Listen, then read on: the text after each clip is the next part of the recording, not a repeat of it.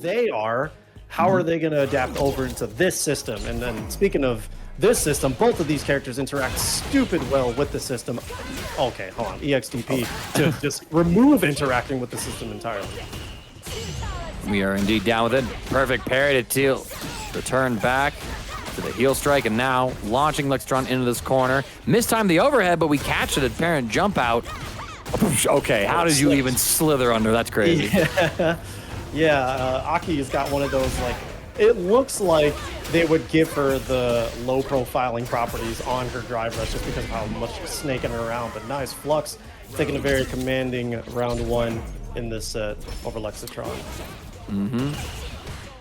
So we actually got to see Lexitron make a fairly deep run, if I remember correctly, in one of our previous Duel Academy. In fact, I think it was last week, if I'm putting all my pieces together. A lot happens. I keep a lot on my mind, chat. And Fluxwave is, of course, you know, well known around these parts as well. You can see that 2,000 MR in a Master. There's a 400 MR difference in this set. That's kind of cracked. I'm not going to lie to you. Yeah, but you know, what is MR really? But, you know, who's counting? Who's counting, right? Who's counting? No one's counting. Nice, the drive reversal to keep himself safe, but oh no, this time that jump, and this could be disastrous. That's definitely going to be a burnout, and you do not want to be burned out against Aki. She gets that loopable pressure, especially when it's close to the corner. There's going to be a lot of layers added to this mix, and that's not a lot of life to play with. But he decides to back off, not going to go aggressive, just wants to kind of chip away. And I think that's because of the threat of the supers and just the uncertainty of how Lexitron is going to escape Jury. Yeah, and oh, finally the angle from Lexitron, able to call out the Nightshade with Jury's dive kick. And I mean, we saw that Fluxwave had a pretty sound strategy. Apply some poison to Lexitron, start taking that life down, because when you have that poison taken down, that chip damage is even more terrifying. But Lexi with the prime opportunity now pops the Feng Shui engine and has Flux in the corner. Yeah, there we go. Just applying that staple mix. Once again, that hard knockdown. But as she's in that Feng Shui, she just gets to keep that going. But are you joking? Let's go gambling. I can't believe she just DPs out of that block. That's fine. But now back to the wall. Let's see if Flux Waves can use this. Okay. Drive reversal gets blocked, but no punish because it was in the burnout. Yeah, last moment too on that one. So Lexi now sandwiched into the corner. The drive impact is going to set up Fluxwave. Gets the jump in starter. Poison sticking down. Level 2 is available. Have to imagine that barring a drop from Fluxwave, this should be a kill. Level 1 is the only one you need. Spend the level 2 to guarantee it. I agree. Good stuff here between our players, yeah. Yeah. I want to talk about how in round 2, that dive kick from Lexitron to win, that was a chip. Fluxwave just barely put himself in burnout. If he had not done that bubble, he would have left. He probably would have blocked it. Probably would have got that punish. But either way, I think that even though Fluxwave was still able to eke out that win, I'm curious as to what the decision was to not go for that burnout. Block string pressure, an excellent block on this. The damage is going to be massive, Wangaka. Yep, but oh, looks like we had a drop, and now Lexi able to bust out with their own reversal DP. Catching a couple of presses here and there as Lexi dangerously low on life, but we get the jump to bait out the throw. Now Lexi slowly pushing Lux towards the corner. Never mind, we're going in there ourselves. Oh, holding that parry. Nice recognizing on that DI, but the dash, it caught it, and now Fluxwave sitting really comfy with this lead. Looks like Lexitron is just kind of having trouble, not just with the approach, but just with being able to secure damage, you know? Yeah, we even had that jumping right there. Didn't end it with any sort of special follow-up. So that's some damage and Oki missing on the table. Lexitron, though, gets it right now, is out of their stock, so they're going to have to restock at some point. But it's Flux who is on the aggressive. Breaks out an option, goes with those heavy kicks, and taps with the overhead as well. We are in the blender. 0-1. Oh, the command grab. Nasty like that, Flux. Do it again? Nah, he didn't. You know, Jury does match Aki's freak. Or vice versa. You know what I'm saying? Like, they really made very similar characters in these two. Sep is fired? Because, what, for being right? You just can't, there are just some things you just can't address right now, you know? Like, the world is not ready for these base takes from Seth, yo. Like, you don't think that Jury would be a contortionist if she could? She kind of is already. She's mad flexible. Aki's just doing all the weird stuff and laughing at whatever. Jury also laughing. They both love inflicting. They're the same character. It's crazy, man. You know what I'm saying? It's just like, looking at these outfits, the more I'm realizing they're just going out to a rave together, man. It's girls' night out. They're just having a great time, ignoring all the boys. They're best friends. I guarantee it. These two love each other. They're doing each other's tarot cards. Oh! That was such a good catch, but I think that FluxWaves. Yeah. I think FluxWaves was trying to parry, continue it, but nice, putting out that stop sign. Now at set point, 2-0 lead. But yeah, they're best friends. I don't have to explain myself, okay? Feng Shui engine popped. All the pressure is coming out. But the drive reversal getting baited, but no pickup from Lexitron. Just going back in with the pressure, laying on as much as possible, but the deep dive with the jump medium punch, just using the last of it to tack on as much damage as possible. One more mix will do it for Lexitron. That's going to be it. Nice, perfect to respond, trying to deny and put a point on the board for himself.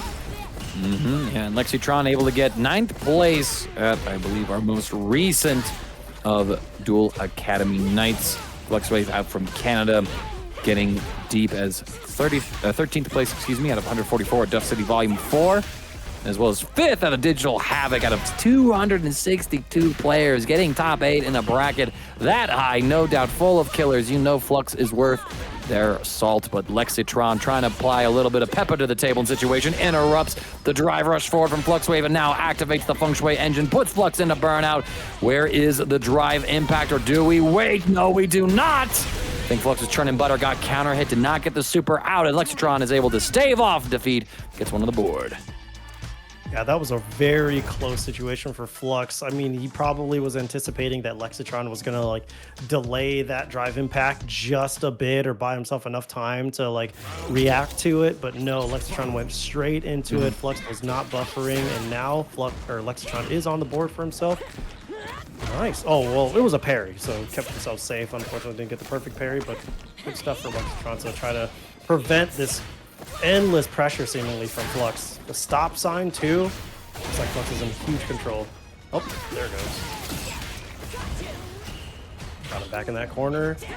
Oh, but we jump out of the embrace, and now Lexitron able to get things started. We guessed wrong on the throw loop, taking the button, but now we're gonna go ahead and slither on out. But Lexitron not letting up just yet. FluxWave still on the defensive, gets thrown one more time, is at the life deficit, they trade. No conversion for Lexitron, but you still ODDP'd! It looks like they just continued the combo, what a play! Excuse me? Is this gonna catch? It is gonna catch, okay. Yeah, the wire's coming out. First thing. That was, all right, Lexitron. Hey, you gotta do what you gotta do in order to win in these brackets, okay? Respect. Catching that drive rush, and now Lexitron sitting comfy with the drive lead, but now... Oh, but caught with it. Nope. Now it's okay. Perfect parry, though, on the dash-up medium, and now Flux able to push Lexitron into the corner once again. We go for the safe jump, catch a jump out, I believe. Should be close to a perfect for Flux. Took a little bit of damage on their way there, so no 7 letters for you just yet. But it is final round, potentially final game, unless Lexitron has one more clutch play. Yeah, I mean, a full stick of butter over on this side of the screen, so could be a lot. It could be a level 2 into pressure. It could be a huge conversion to level 3, but it might not be anything, as Flux is taking a really commanding position in the corner right now. Locking him down with the punish counter off of that low forward. Probably is not going to spend too many resources off of that. Just go for the double dash, work him over into that corner. But really fishing for a counter hit, you're seeing. Yeah, but we get caught ourselves on the jump down, and FluxWave, full resources, simplifies it immediately into level 3, and we'll take Lexitron down to the loser's side of the bracket there. And I kind of wonder, was it a mistake on Lexi's part to not spend the level 3 on that crouch medium kick? I don't think so. I think that it was definitely you wanted to... For everyone's favorite Muddy pulling up with the Chun-Li. The chat is out in force, supporting their friend up here, out from Pittsburgh, Pennsylvania. playing in plenty of the Duel Academy brackets as well. Got 13th out of 86 at their most recent attendance at number 48 last week, so pretty good performance then. Let's see how they fare up against Mike X, though, as Mike X has agreed to play on the Bison for this game, giving us our second appearance of the character tonight. Yep, big lore battle going on. My favorite part of the movie when Chun-Li and homeless Bison fight in the grid. No, a big Chun-Li fan, so I'm really excited to see how Muddy plays this matchup. I'm totally not taking notes for myself. Oh, the perfect parry. Yup, I guess this is a bad matchup for Chun-Li. Cooked immediately. No, just joking. Muddy finding himself in a really rough spot, trying to challenge with that low forward, fights himself out of that corner. Oh, but wasn't able to get that counter hit. Did the back fierce and was not able to catch that. And Mike X took advantage, taking first blood in the set. So Mike X demonstrating their renowned strength, of course. Capcom Pro Tour qualifier, always a strong character, but you usually see him on some of the Shotos, but still playing the Bison for this match. We'll see how often they want to represent this character. Throws Muddy out of attempt to perfect parry and drive rush forward. The mine's going to detonate, but we hold that pressure. Drive gauge is getting a little bit low, and we're trying to find their way out, but Mike X is not letting Muddy out of the jail cell, says, who's the officer here? Not you anymore. I'm in charge. Yeah, Muddy just a little antsy on the defense when it came to the bomb pressure. And obviously, like, getting hit by that scissor kicks is going to put anybody second guessing. So you're seeing Mike X after he lands that scissor kicks, he's walking back, trying to bait a tech. It's one of the main options that a Bison will go for after landing that. But yet again, just cycling the press frames. Mike X playing very, very solid and trying to just keep as much control as possible when it comes to the screen position. But great catch from Muddy, bringing him over to the corner now. Oh, right. Yeah, able to avoid the flow.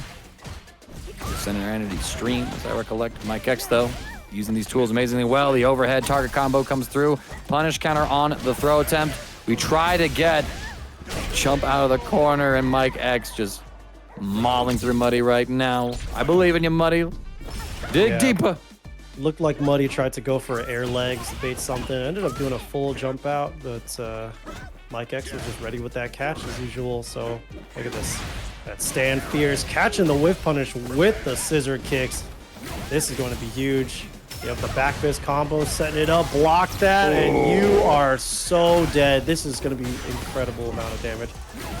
Bam, bam, level 3. This guy is... He had less than 2 bars. I just want to point that out. This damage is level 3 with less than 2 drive meter.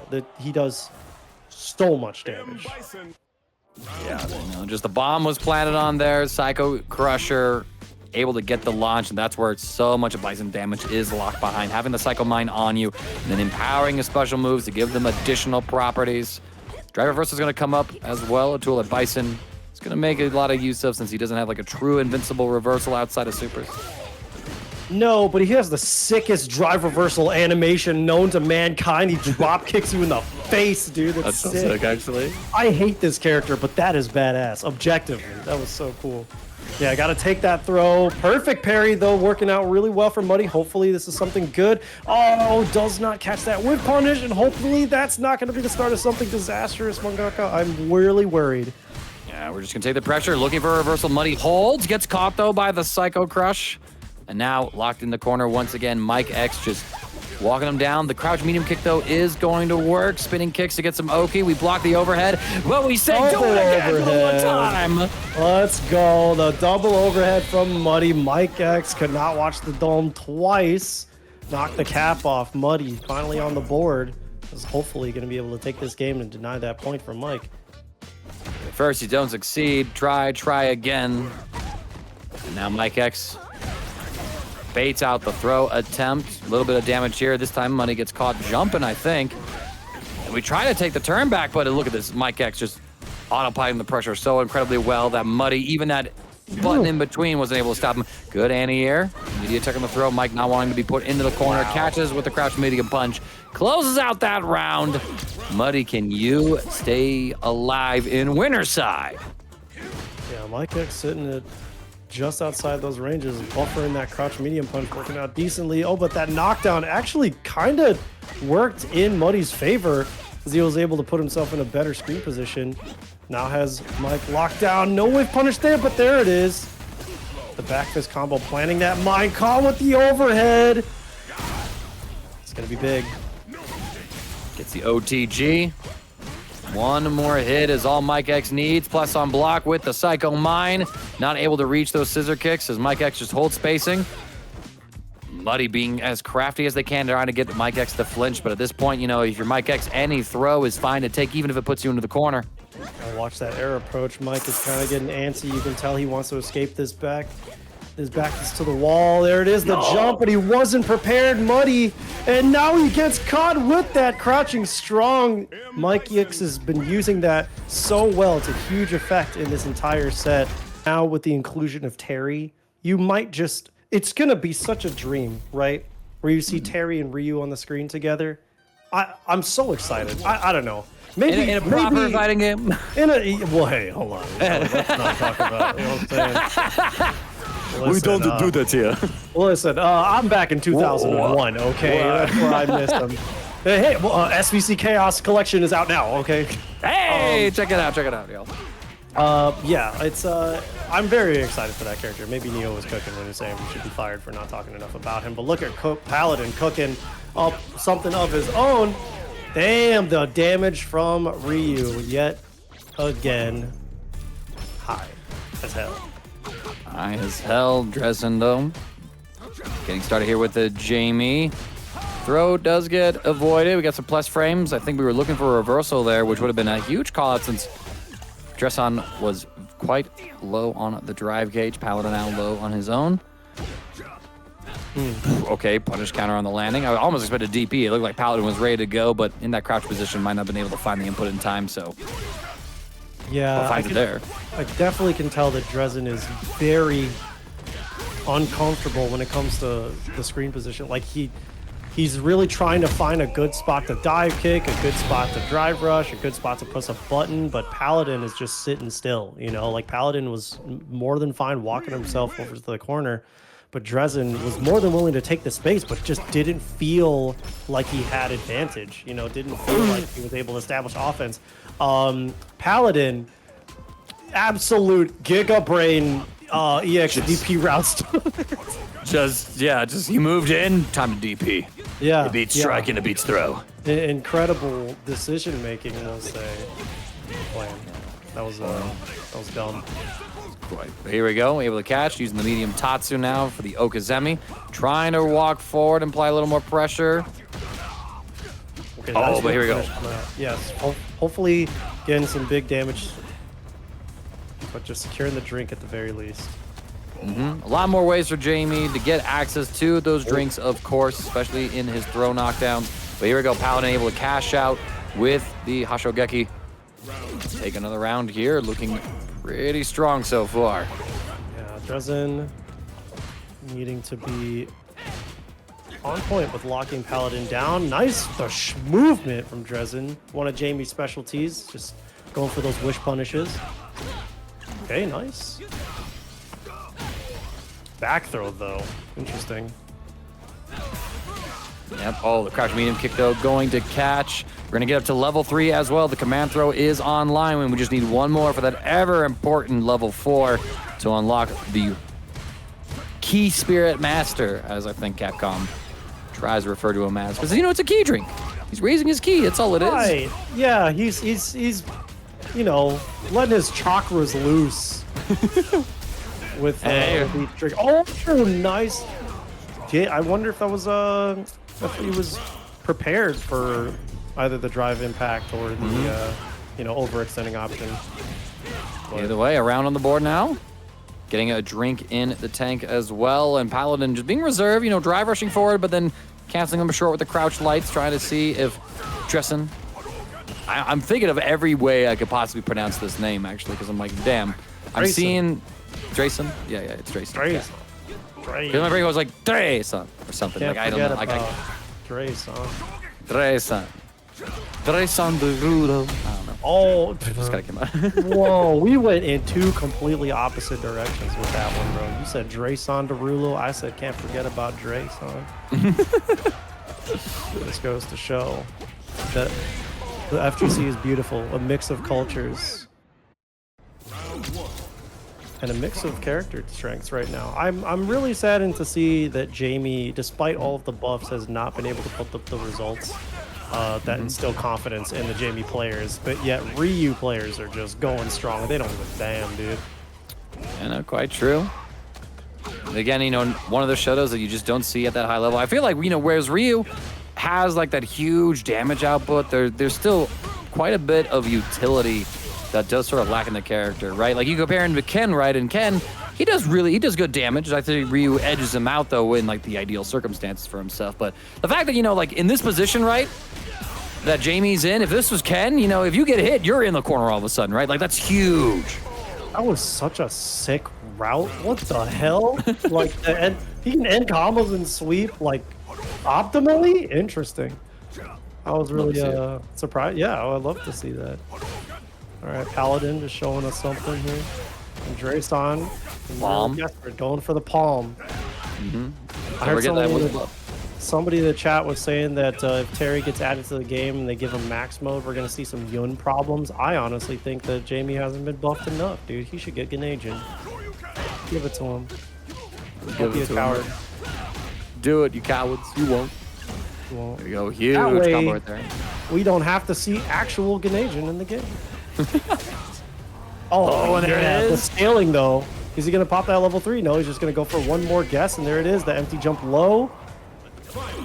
Puts a point on the board for himself yet again, but can he deny the win from Paladin as he's sitting at set point?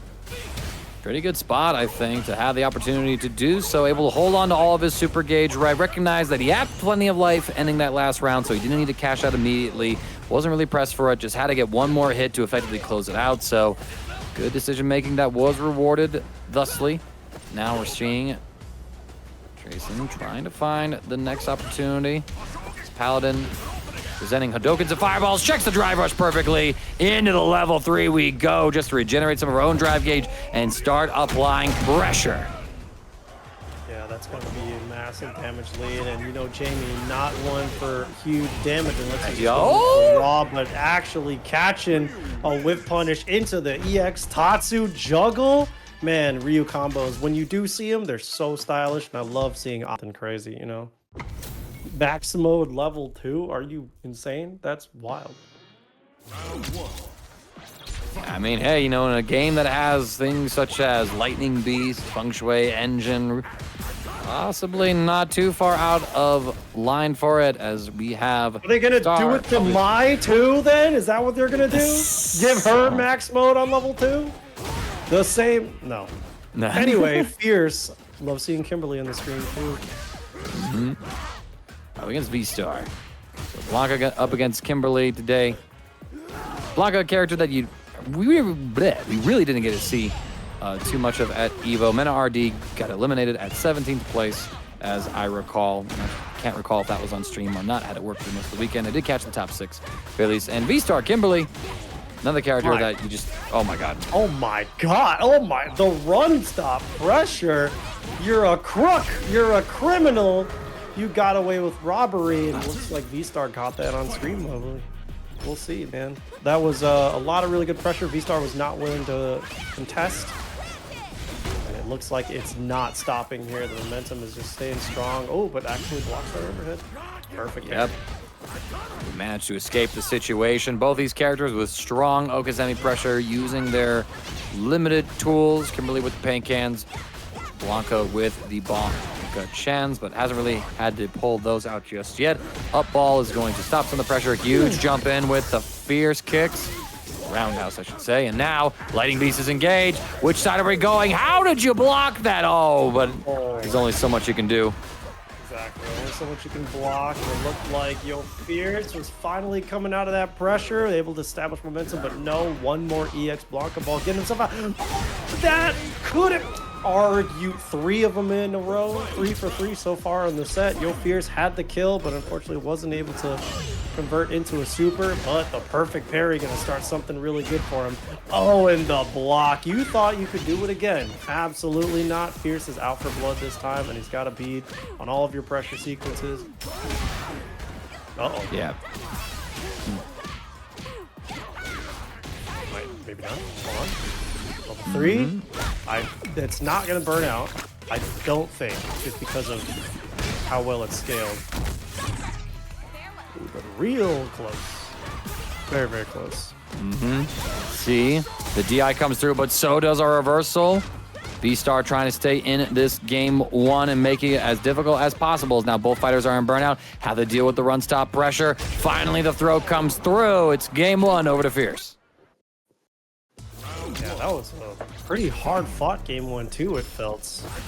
I mean, that's just how low damage Kimberly is. She's constantly got to mix you up. She's the pixie character of Street Fighter 6, but it's also just constant chipping away. Whereas Blanca, character we can see have a humongous damage if he's able to get the ball set up, level 2. There's a lot of different conditions there, but you might see it. Yeah, well, indeed have to, but, you know, Blanca, one of the characters that did see a few nerfs in the Season 2 patch, losing some of that higher-end damage output, so brought a little more into line. Still, strong character. Problem X was going through some of his own crises of, I don't know if Blanca could do it anymore, but last recognition kind of said, no, Blanca still has it in him, and so does V-Star here, picking up a reversal for round 1, game 2. Yep, V-Star. Solid reversal there. And now back in the corner as we're starting to see a lot in the set. Oh, the DI catches him out of the air. Goes for a side switch, but unfortunately couldn't quite stick to it. Parry on the landing. So, yep, concentrate. Trying to get the damage out there. Nice slide in. Converts into the level 3. Gets that buff early. Still has a spray can available too, so one more really good mix.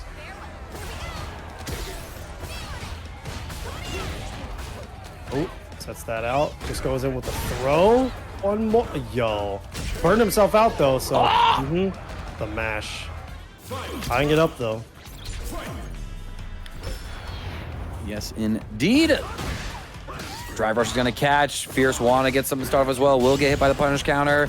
But we perfect parry the jump in. Too far away and not negative enough to get a hit. So now Fierce trying to find the next opportunity. V-Star put in this corner. Nice tech on the throw. And I love that. Just escaping the whole situation by yeeting ourselves out of there with the Blanca Chan ball. Nah, you caught the jump with that. That's kind of foul, man.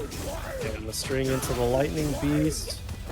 Yeah, staying safe with the route, wanting to conserve some of the bar for himself. Still has one more, but nice. Fierce avoiding it, jumping away. Has level 2. Oh, but the punish on the can store. Good awareness from V-Star. Now let's see how we're going to close this gap. Huge opportunity for Fierce. Goes into the level 2, able to close out our second game against V-Star. Now we're up 2-0 here for one of our top 24 qualifying matches.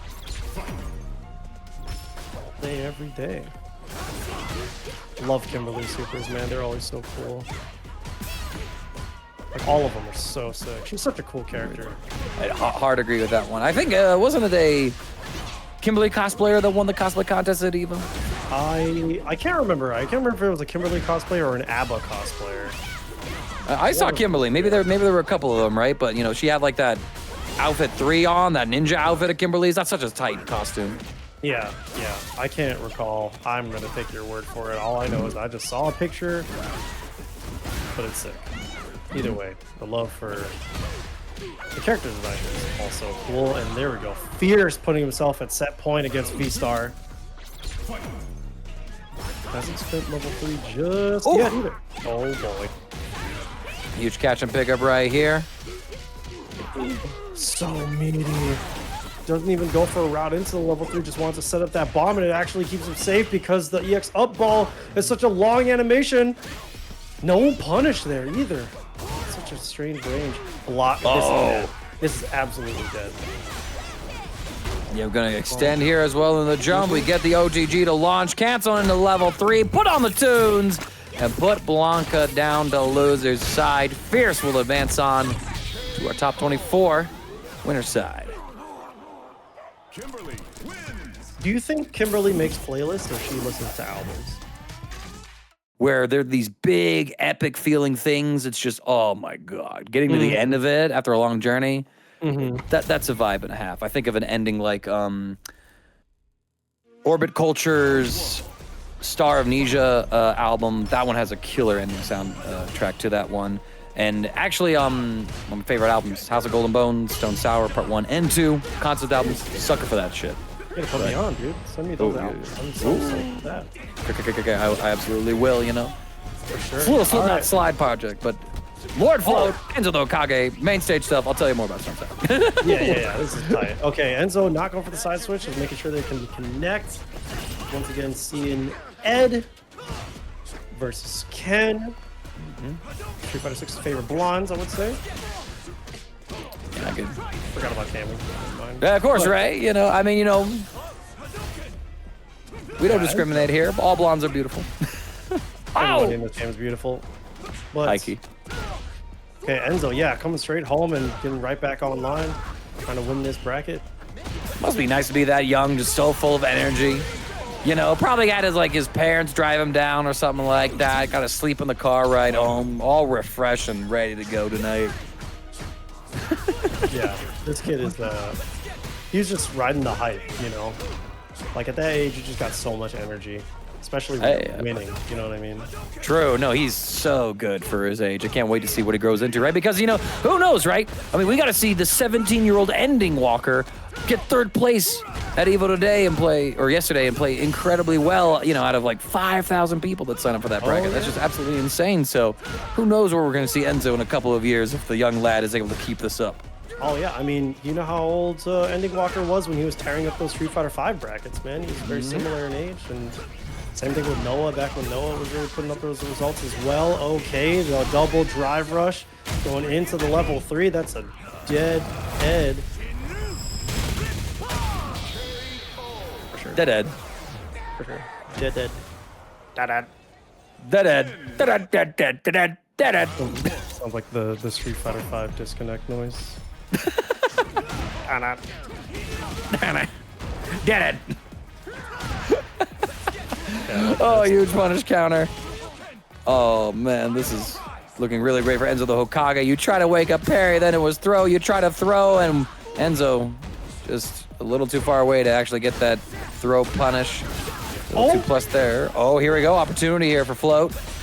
But it looks like we messed up the Oki. A wake-up mash from Enzo, resetting into a back throw will be enough to do the trick. Yeah, Ed is one of those very high execution characters trying to go for that side switch. You got to keep that air tight if you want that DB to connect. So, fortunately, couldn't quite do it. And the jump-ins from Enzo have been so clean, really contesting that flicker every single time. It says, you are not going to get away with this for free. You better be presenting that heavy one as an option, and you're making him think about that. So now Lord Float has to throw that into the cycle. And it's not optimal if he wants to be able to control that ground game, right? So now Enzo sitting pretty from the full screen, but the stand medium kick catches him. There we go. This is the basic plan, right? Yep. Yeah. Let go. Yep. That's the win condition for Ed. It's so straightforward. You just loop that until your opponent shows. That's every Ed's layer 1. Indeed so, and we'll see how many layers Lord Float has behind that one. But right now, Enzo finds the crouch medium kick into the drive rush, putting Float into this corner. And now we got the crosscut DP as well. I mean, just young mans, get back in there. I ain't done with you yet. Oh, absolutely. I mean, that's the one thing Enzo loves to do right after that crosscut. He will chase you back down, get that to fish for that back throw. But nice, Enzo staying aware, wanting to make sure that he could. Yeah, and there it is, Lord Float holding down that heavy. And Enzo, he tested him. He called his bluff. And that's a lot of what you have to do in order to control this matchup. You have to make Ed do the wrong position. Oh, but the heavy punch. Yo, what? I love that stupid ass combo. It's so funny. Nice whiff punish with the sweep. Because like every time he goes past, you go, oh, he whiffed, he dropped it. No, he's able to kick from behind, and then they send it forward. Like, kind of so. This game is so goofy, man. Like, yeah, it's anime and it's hilarious. It's not even really anime. It's very Street Fighter, but it's like, oh, it's so funny. Oh, nice punish counter. I wonder if he even intended to catch that whiff, but still, great situation for Lord Float. Uh-oh. There we go. Launch him up into the sky, but we wake up with our own DP as well. Yeah! That was one of the few times I've seen a Ken at this high level of play successfully blow up a fireball with that run DP. It is a property it has. It is projectile immune. And now Enzo gets the DI, sends it again a second time. He is just absolutely on fire like Ken Masters. Absolutely turning up the heat. Whoa! Okay. Okay, right? There's like that freeze frame as, you know, I was wondering if we're going to get like an Ed cutting. You're probably wondering how I got here. Yeah, I know, for real. I thought it was going to be the start of something really bad if Lord Float didn't react. But, okay, trying to navigate this burnout safely. Ed, one of those characters that can still kind of play burnout well, because he doesn't need that meter. But this is a really bad spot. Hopefully he's buffering that level 1, and he is! Great stuff from Lord Float, escaping the situation. But Enzo, you know he's going to be right back in there. Wanting to control that corner. Goes for the jab this time. Not able to punish the crouch medium kick. Does land a throw, sets up some fireballs. He's trying to bait that from Enzo, but not in position to go for the punish, so just accepts, trying to take the turn on the ground. Enzo now, drive gauges under duress. One more block, and they are in burnout. But gets the punish counter with the light kick, but does not get a full combo from it. Now Float. One more throw to put Enzo towards this corner. He's in it itself. But he took the hit, actually, so he didn't get the combo, but the jump in from Float. That got crazy at the end right there, but Float finds the win with the jump. He did, yeah. Found that cross up as Enzo Akaka just brought himself just out of that corner, but he's still in such a good spot despite losing that round. Now has Lord Float in the corner, going for the loops. How many are we going to see? Oh my god, this season is full of throwing looping. No, still seeing that full screen. Okay, are we going to get that level 2? The decent combo? Let's see. Is this a Momochi combo? No, nah, it's keep not. it simple. No, we don't have those on deck. Yeah. Is this a Momochi combo or an Andy Walker combo? Yeah, right. That's like, well, you know, where does our end? It's a good combo, sir. Does level 2? It's an Andy Walker combo. Yeah, I was like, oh. Oh, nice. Not Jumps able to out. punish? Not able to punish, unfortunately. Oh, the Enzo reversal level 3 to punish it as well. Enzo the Hokage finishing things off in style. Sending Float down to losers with a broken nose. Unfortunately. Metaphorically. Yeah, right. In-game. In Minecraft. In Minecraft. And feel like there's plenty of hockey players and enjoyers out there. I mean, heck, there's 2 or 3 within my own local FGC of Colorado. Shouts to Hockey Bar Arcade. The Mile High Burst crew, as well as Stay Fresh crew, hosting the Street Fighter 6 events out here. Meanwhile, you know, Ryu, I can think of one guy. Ghost. Shouts to you, Ghost. True. Sticking with that, Ryu. It's barely making online representation. You might as well be a ghost, you know? That's just evil. Thought there was going to be something dangerous after that. I'm really curious to see how Ryu navigates this matchup. Oh boy, looks like Flux is just in control, letting the poison do its work as he's wont to do. Caught opened up. Right, and now Paladin. Oh, but that's a danger of throwing fireballs against Aki. She now has great anti-fireball tools with that lunge attack of hers, and Paladin tries to go for the parry after giving up his turn. The punish counter guarantees the kill. Flux Wave takes round 1. Yeah, it's one of those things with the... Wait a minute! You did that! Rounds to... All right, Paladin. He's like, listen here. I said, listen up. I ain't done with you yet. Damn. I'm putting you in this corner. I'm writing it down. That's so good. Yo, the jabs. Hold on, Paladin. Not enough to kill, though. Nope. You better not regret this. No, he tried, I think, to call out a wake-up level 1 by going for the projectile, but instead Fluxwave used that new wake-up drive reversal, get himself out of the situation, baits out the level 1. Paladin, are you about to be reverse perfected? Paladin was on the verge of it, didn't get the kill, and Flux drops the combo. Ah, piece of the finish you! Is crazy. Paladin, now he did have to spend a chunk of his meter. So hopefully he's not going to need it going into the... Try to get another read on the lash with that DI, but now Flux knows. Can't quite just send them, right?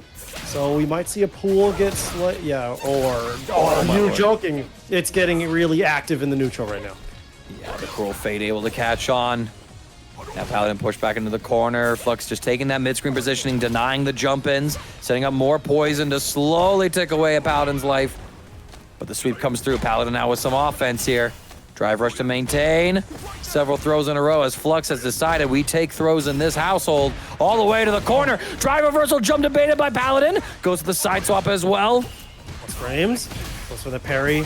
Oh, but he tapped the parry and didn't hold back. And now he's getting popped with the Hashogeki Super. Paladin taking game 1. Very nice. This is going to be some hype Street Fighter 6 tonight, y'all. I am very excited that this is what we get to see this evening as our number 1 and number 8 seed are duking it out to get into winner's side of top 8. Loser will have to go down to the loser's bracket to fight for another chance to get into top 8. Wake up ODDP from Paladin, taking his turn back. Yeah, going for that drive rush forward heavy kick, forward medium kick, I believe. I can't remember what his I think it's heavy kick, forward heavy kick. With Ryu, where he takes his 1 foot off the ground. Yeah. Yeah, it's beats the lows and yeah, heavy kick. Just going for the regular jump here. Humongous damage off of that going into the level 1. Now Paladin looking so strong in this set. Okay, yeah. Now I like that Flux Wave's presenting the option of the snake step. All right, gets a throw right there. Catches a press of sorts from Flux Wave. Might have been a throw tech attempt that got hit by the meaty. Plus on block. Soul plus. And he contested too, but oh, avoid the DI. Buffered into the level 3. This is going to be a burnout for burnout situation, but look at Paladin's meter. He's really close to a level 3. One more, just a single route into it's going to do it. Runs forward from Flux Waves, using all their options to try and cycle through and milk this opportunity. Oh, but this time's they're meaty. Try to bait out a level 2, I think. Got punished countered by a wake-up throw. A Paladin, with a sigh of relief, goes up 2-0 right now. Oh man, Flux is in dire straits now. Oh yeah, so dire that he made the switch over to JP. Yeah, look like exactly as you called it. He tried to do an early jab to bait out a wake-up super, but man, oh man, Paladin looked ready, and I don't know if this is going to be any better for Flux Waves, considering how on top of it Paladin looks like he is. You know, he's just very, very commanding in this set so far. So hopefully Flux Waves is going to have the JP reflexes ready. He usually does. Whenever he makes this switch in Street Fighter Academy, he's always off to a bad start. Off to a bad start, man. You're really just laying it on thick for the commentator curses. But Flux stabilizing a bit. We're trading. Checks the throw. Not able to get anything from the projectile detonating. Yeah, man, that crouch medium punch, man, still one hell of a button. It looks like Paladin is giving it the respect it deserves, but the departures coming out, trying to keep himself at drive meter positive. But still, look at this. Very, very reserved style and nice. That's the hold. Only takes a little bit of damage for jumping out of the attempt to throw after the OD amnesia. Perfect parry. This time, the drive rush is able to get through. And now Flux Waves caught again, trying to escape. And this is the problem, right? Once Paladin gets Flux into this corner, and it felt like we have not been able to find the answer. Drive reversal seems to be one. Setting up the level 2 with the OD Ghost. The overhead jump is going to catch, but I don't think we have the kill just yet, Seth. I don't think we do. It is a really bad spot because he is at full screen against JP with 1 HP. Just barely finds the jump, but no, is not prepared for the spike. Looks like Flux is feeling really good on the JP. Yeah, so far so good. Has to win 3 in a row with this character in order to keep their winner's run alive. And Paladin, I like how they try and play things a lot more slower at this range. You don't really see Paladin trying to take control with the fireballs, instead holding these parries, waiting for these projectiles to maintain that drive gauge to find the perfect opportunity to get that parry and close the gap with the rush. Finds it though with the 6 heavy kick, and now you're in the corner. Wake up level 1 gets snuffed by the Hadouken. That's why you see Paladin throw those out. OD Tatsu does not get the input for an ODDP, I think. Level 3, more than likely? No, just wanted to keep things short. Just go for one more guess. Didn't block that drive reversal, but is it going to cut through? It does, but he blocks just in time. And Paladin just has to really earn this as he's doing so from burnout. Yeah, now we're no longer in burnout. Flux is in the corner. You can't react to DI with your own. You will die from the armor. You will die from the Hadoken. This Paladin needs one more to close out the set. Flux playing on the back foot by a huge degree now. Second that on win. Trying to not be opened up. A Paladin. Yeah, man, the way that, oh, no way. Yeah, there's still a hit behind it. It was the EX, but hopefully he's able to take advantage of the fact that Fluxway spent a lot of his meter, and he does go for that burnout. Oh, but the teleport, yeah, we haven't seen those presented so far in the set. Oh, the DI, and this is going to be pretty good for Paladin. A block on that overhead for Flux. He's just trying to, oh, but the regular amnesia. Hey, yo, you're getting a little antsy. Scary. This is really scary. Is he buffering? No, he was not. He's just gonna hold all of this level 2 pressure and wait for his meter to regenerate. No, goes for the jump. Goes for another jump. If at first you don't succeed, try again and see how the chips fall. But that crouching fierce anti-air from Fluxwave able to deny Paladin. Yo, he says, I gotta go to the dark side. I gotta become evil me. This is something I've been waiting to discuss tonight because I know that Paladin, he's been practicing a little bit of that Akuma. There's a bit of a, he's talked about like some of the strength of this character, right? And one of those strengths is that you can look at some of the other Shotos and you can recognize, based on the startup and the movements, what fireball they're throwing, right? And so that informs you. So what they're doing right here. But with Akuma and the ability to charge the fireballs, you don't know what fireball he's throwing, right? You don't know the speed it's traveling because he can make the startup look exactly the same. This is something that Paladin's been exploring, talking about. And so now he feels like, all right, you went to your secondary main. It's time for me to go to mine. Yeah, I think it's definitely, Paladin really said, I have to go back to the real me. And you're seeing, I think that we're seeing the tools right now. It's just how much more movement Paladin has on Akuma, which is the way that he's able to, bait the jump arcs, and he's got the air fireball present, and of course he's got the better buttons to be able to tack on that damage and lay on that pressure. Paladin, once again, at set point, can he do it after the character switch? Looking very confident so far. I know, with Akuma, you got the faster walk speed, like you mentioned, to close the gap. You got some OD Demon Flim shenanigans as well in the back pocket, basically.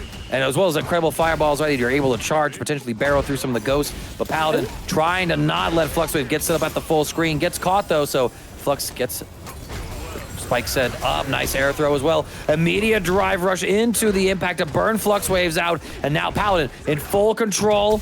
And he is not going to let Flux out of this corner alive, I think. No, absolutely not. And he played that round so well. Played that position by managing Fluxwaves' burnout. Oh my god, that's going to be the Adamant Flame. DP into level 3. I'm pretty sure that's going to do it. This does a brick. Boom, into the bricks below. Paladin taking it 3-1 in the top 24. The power of the Satsu. We are approaching a year of Street Fighter 6, a year of the Duel Academy. Well, we're approaching, the years behind us. That was back in June, just a month ago. And game looks more than alive. It looks like it's in a fantastic spot. And now Fierce starting off fantastically as well, getting the throws onto Mike X, who is on the Bison now. He's playing with the Ken Masters. Yeah, Mike probably just wanting some more stability when it comes to later in the brackets. Despite these brackets being for practicing, I'm sure Mike still wants to win. And also that's a lot of respect for Fierce too, right? So nice catch. Yeah, getting the new links with Ken as well. That faster running DP, able to link from crouching medium kick naturally. One of the changes that Ken did receive after, a season of being decried and people wanting to be nerfed. Capcom threw him a few buffs. He deserved them, I guess. I suppose. I guess. People like Well, I him. mean, he didn't win Evo this year, so what does that say? All right, I'm going to shut up. Yeah, that's There's right, that baby. yeah, that's right. It's all part of the plan. Listen, if we just don't win anything, they won't nerf him, but then you don't win. Hell Shit! nah. That was a win for the U.S., baby. Oh, I mean, that was such a goated storyline, too. Punk finally able to make it. The whole, oh my God, I can't go into it too much right now. I mean, we're talking about whole of the game right here in front of our eyes. Is Fierce going to put Mike X into burnout, I believe. It does so. Yeah, I mean, I don't want to cry again. Still cry. Talking about Punk winning. Oh my God. That actually reached all the way over to the corner. Block that overhead. Yo, the defense back there was from Mike. it? Oh, tries to go for the overhead reset, but Fierce more than aware. What a jump out, though, by Mike to dodge the throw. Trying to run up on Kimberly right now. The jab to check. Mike again in burnout. Yeah. Send it. Just send that elbow. That was fine. Now one apiece.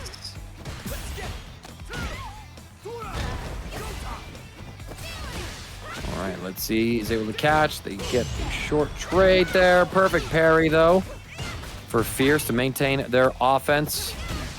Now we're trying to see where to go here. Perfect whip punish. Mike wanted to check the drive rush. Was not so lucky this time. Gets caught on wake up as Fierce is just running the mix up over and over again. Play it for me one more time, Kimberly. Wow. That was a sick, a little unnecessary. Like, you didn't have to do the second one, I feel. That was so clean.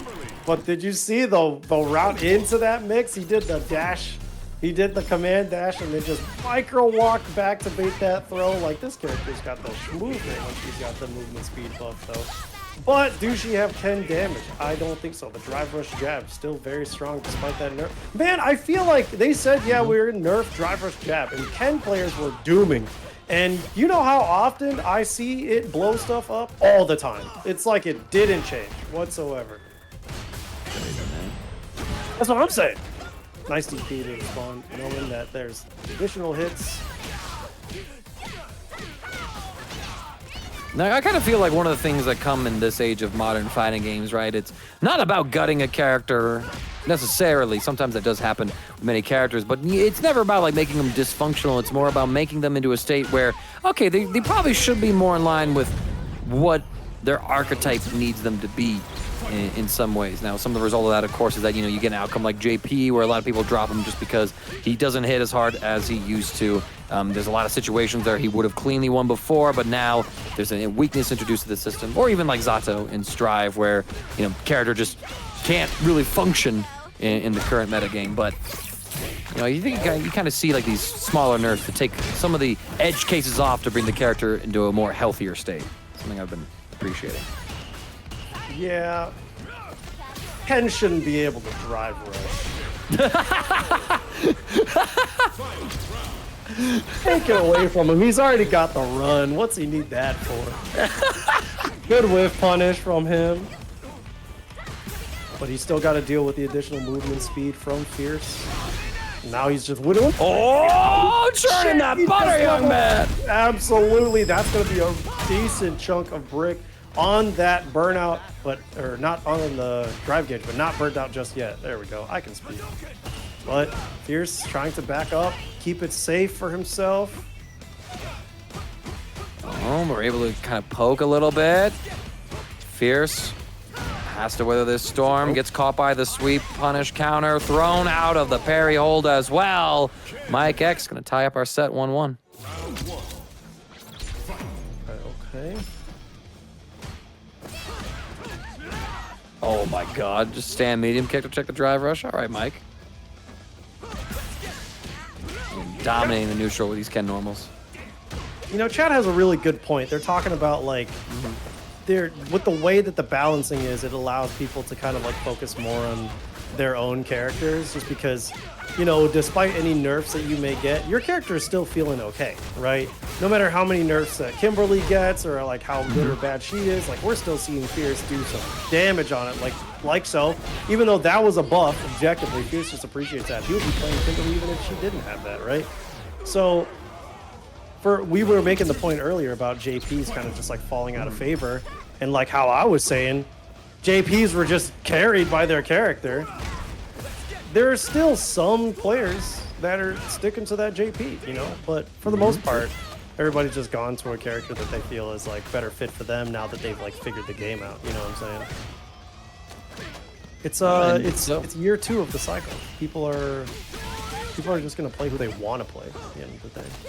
Yeah, quite true, quite true. And they have a decision to make. Do you want to be a character specialist or a guy who's playing the meta and is more likely to win for that reason? But ideally, you'd like to have your character to be the meta, right? You know? Meta. But even then, I feel like the power level between the characters, right? You know, like even, you know, a low tier, quote unquote, in Street Fighter 6, full functioning character that can win at any given moment, but just tournament stability, situational stuff, rewards on hit can be something that's a huge determining factor in there, as well as what players gravitate to, right? The more people you got playing a character, the more tech gets unlocked, the more gets shared around in terms of information, right? So sometimes it just takes that one to blow him on up. Like imagine if there was no Momochi for Ed, right? Like where Ed would be if it weren't for Momochi. Oh, absolutely. I mean, we would still be seeing Ending Walker, but the tech around Ed would not be as prevalent, right? Like I think Ending Walker just plays an incredibly solid solid Ed. You know, the neutral is really good, the game plan is very good, but Momochi really lets that character shine in terms of all the minor interactions and intricacies. Good stuff to Mike. 2-1 now. But yeah, someone always finds the tech, as Salty Boy says. Yeah, true. And Mike X now finds the tech to get up to a 2-1 lead here, but Fierce putting him in the corner, is able to catch a jump out, running this offense. And Mike X finally gives up on going to the skies unless it's with iframes, so we're finally out of that corner and trying to play some nooch. Nope. No nooch to be had here. Just the immediate drive rush. Back throw into the corner now. Oh, that is big. Look at that damage. Already really bad. Okay, doesn't want to extend. He's just underneath. Oh, but the level 1. On the corner now. Yeah, and spends a spray can too, just to add on that little bit of extra damage. Holds on to 1, gonna spend it right here. And we'll sit on it until that resource is gone. Mike X now trying to find that opportunity. Fierce not gonna bite. Catches Mike X, holding straight back. Probably wanted to walk away from a perceived walk-up throw attempt or something. And now Fierce just needs one more round to tie up the set 2 and 2 apiece. So Fierce has been so good with like catching these throw attempts, but Mike has been so good at catching these drive rushes. Yeah, up into the corner, another wake-up super, but the jab! It's a safe one at that! So Fierce, down a super gauge, put in this corner, Mike X, eviscerating this life bar, needs one more mix-up after this throw to secure the round. Let's bait out Fierce, finally thrown after the drive rush. Now Mike X, that set point over Fierce, poised to move into the top 8. Fierce has been really fighting for this one. It's not gonna go free, I'm pretty sure. It's going to go down to the wire this last run here. Trying to find the next couple of hits here. We tech on the throw. Really not trying to lay anyone in, but a huge jump in to punish the low normal of Mike X. Fierce now builds up to that third bar. It will cash out to get the Kimberly buffs. But are you able to close out from this position? Mike X with nearly full drive gauge, 3 bars of super meter on deck. And he starts off with offense, and now it's Fierce in the corner. Oh no. But the cross up works so well, and there we go. One more mix up. He blocks it. Gets away from it. Blocks that overhead yet again. Fierce is really trying to get out of this corner, fighting for his life. Oh, but didn't have the meter, but the micro walk back saves him. Fierce tying it up 2-2 in the set now. Damn, Fierce was fighting for his life in that corner, trying to get out. He was handprints on the rug, you know what I'm saying? I know, yeah, just like not like the nails digging into the carpet, splitting the hairs as you're screaming, no, no, no, finds their way out though. Mike X being really respectful of Fierce's defense as well. We're seeing that, you know, Mike X is going for these running overheads, but he's not sending the level 3. It's not really something in my experience that you can quite hit confirm, or maybe Mike X can, and that's why we don't see it coming out on these blocks, so. But in the mid-screen range as much as possible, Fierce. Trying to just rely on the footsies, but good, the perfect pair to give himself something. Nothing set up. Hey, whoa, that was a little tricky. I think even he got mixed up by his own mix-up. think Fierce wanted to go for the fake cross-up, stay same side, but Mike X, I think, either reacted or had the hard read on that jump, and so said, I'm dashing forward just to create space so that you can't cross me up or anything like that, and just so happened to option select that answer as well, so something to look into. Nice DP as well. Fierce put in this corner. Again, we are at set point here. Winner will go on a top 8 on winner's side. Loser is going to go down to the Sharks, but it's a drop combo from Mike X, and he immediately goes reserve, respecting the fact that Fierce was going to start swinging with the DI. Tosses out that spray can so he can just get some distance, but the check's coming out from Mike X. One more, and that's going to be it. The throw to do it. Mike X progressing into the top 8, sending Fierce down into avoid that whole thing and get a punish on it, so gonna have to be something that we dig into the lab on. But right now we're digging into Servo, who she's able to pull up with the JP, staying in the winner's side of top 24. Up against Enzo the Hokage, so we're gonna see yet another Ken and another appearance of JP so far. Yeah, we got a couple of them. It's looking pretty year one in this set, in this bracket. All in loop. Yeah, tries to go for the parry, and look at that. Enzo not able to throw punish it in time, gets caught. Beautiful nurture jump there from Servo. Enzo the Hokage now put into the corner. We got the ghost up in there. Tries to get tricky with one of the slower normals of JP for an overhead, I believe. Enzo, though, mashes out, has the offense, burns himself out. Servo just needs to create some space, finds it with the OD ghost, and now Enzo the Hokage, you have to imagine that this is going to be checkmate, Servo. Oh, it just might be, but Red says the Tatsu, and he actually caught it. No shot. Enzo, what a catch. Unfortunately, Servo was trying to press to check that run, understandably so, but what a risk from Enzo, paying off. I am sorry, y'all. I did not mean to make that miscall. I did not have my engine turned on. I called checkmate, and Enzo said, you blundered it, all right. You really thought. That's crazy. I doubted. But no, Enzo the Hokage, only 1.3 turbo, okay? The V8 engine, full sending it. He doesn't know fear yet. He's got no mileage on him. Absolutely not. But Servo trying to respond in kind, trying to humble. Young and reckless, but I love that situation. Enzo recognizing if I stay at full screen, I die. I have to close this gap now and make something happen. And we're into round 3. Both sides at full super gauge. Enzo slowly walking forward. Gets the jump. They will trade hits here. Servo just playing things a little slow. Wants to preserve their drive gauge after spending it on an OD move, and now finds himself cornered. Enzo, though, trade combos coming through. Goes to the button presses. DP will keep Servo locked in. She's trying to find her way out. The sweep will be the trick to do it, and now Enzo under duress. Locked in, but actually gets command grab. Something we haven't seen a lot, but oh my god, that neutral jump is going to be it. Game 1 going to Enzo.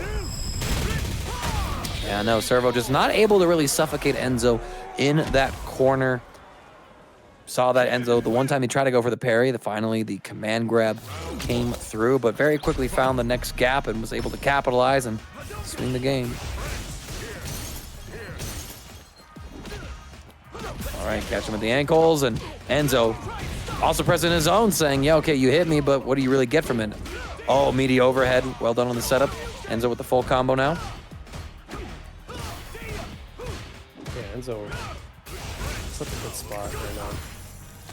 Oh. Slip through.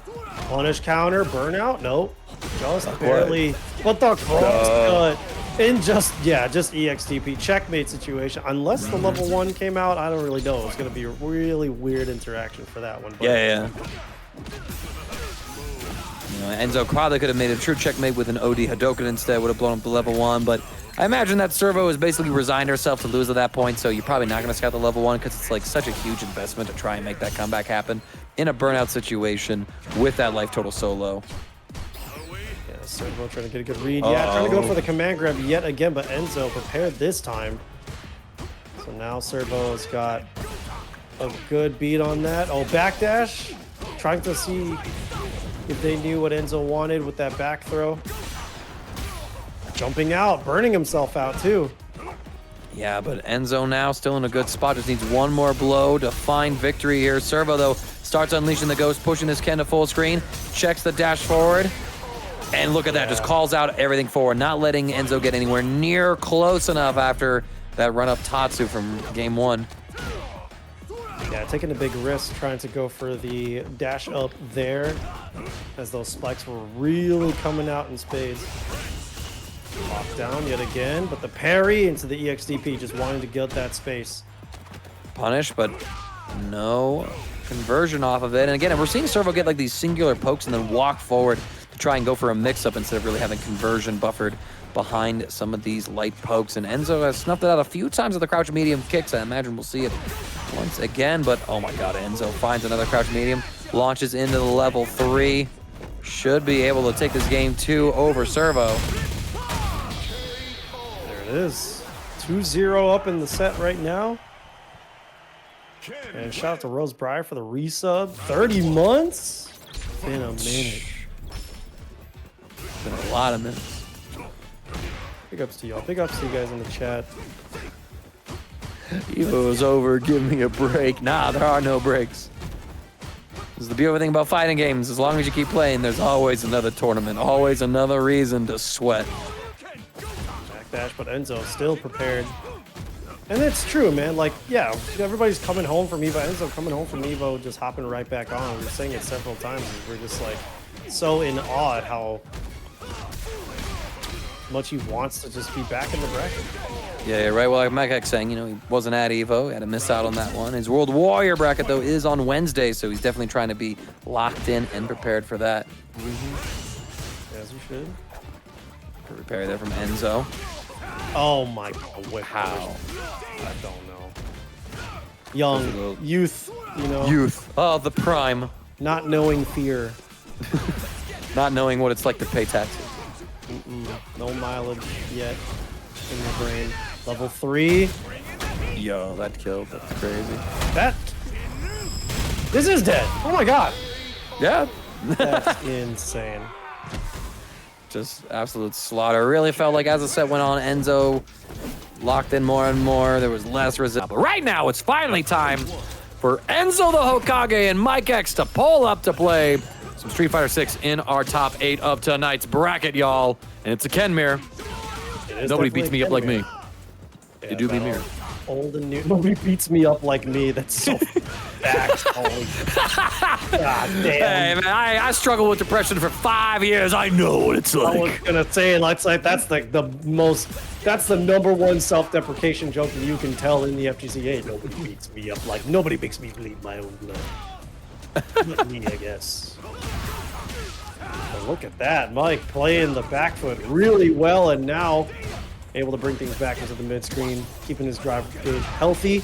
But the jump in from Enzo, yo, this kid with the jumps, like in the early parts of a round, are so good. Did you put his color as Dante? Neo, what the hell? The Dante ain't purple, man. Hell, No. Dante's that color. And Dante with the red and the, I don't know. Listen, This is just default. No. I'll let you try to justify this one. No, I'm not. There is no justification. It's like color 10. Color 10. Color 10 is the Dante color. You feel me? He's got the white hair there, right? You get closer to that Dante color. Yo, chat. And we're not there. Can you twist Neo's nose? Anyway, looks like Mike X looking in a really good spot. Y'all looking at it backwards. Listen, I'm gonna look at nothing. All right. I can't see. Look at the throw and looping. Finally, the perfect parry to escape this situation. That's going to be a level 3 if he really wants to close it out. Yep, he has to. He wants to make sure that he doesn't open any doors for Enzo.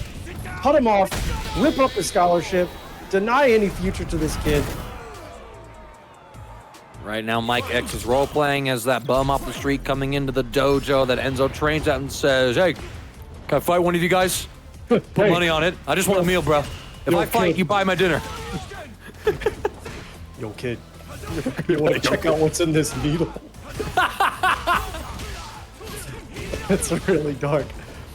But that's what it's looking like for Enzo right now. The damage looking pretty big, and his future in this set is looking really dark if he's not able to fight his way out of this one. Neo, your labeling of Mike X's color outfit as Dante is sus. I called back, and my comments are being sus. You left? Us unsupervised? No wonder we just got possessed by like the Satsui no Haido. Like that's crazy. The Satsui no needle. Exactly. The demon showed up. The demons told me to, and it's because you. I had to use the bathroom. You, as a TO, should know better. Okay. That's all I'm gonna say. Do you think Hado used the bathroom all weekend at Evo? No.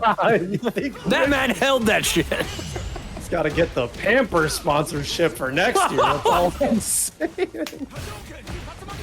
Oh, messes up the crosscut. Unfortunate. Looks like Enzo's really got the. Fine. All right.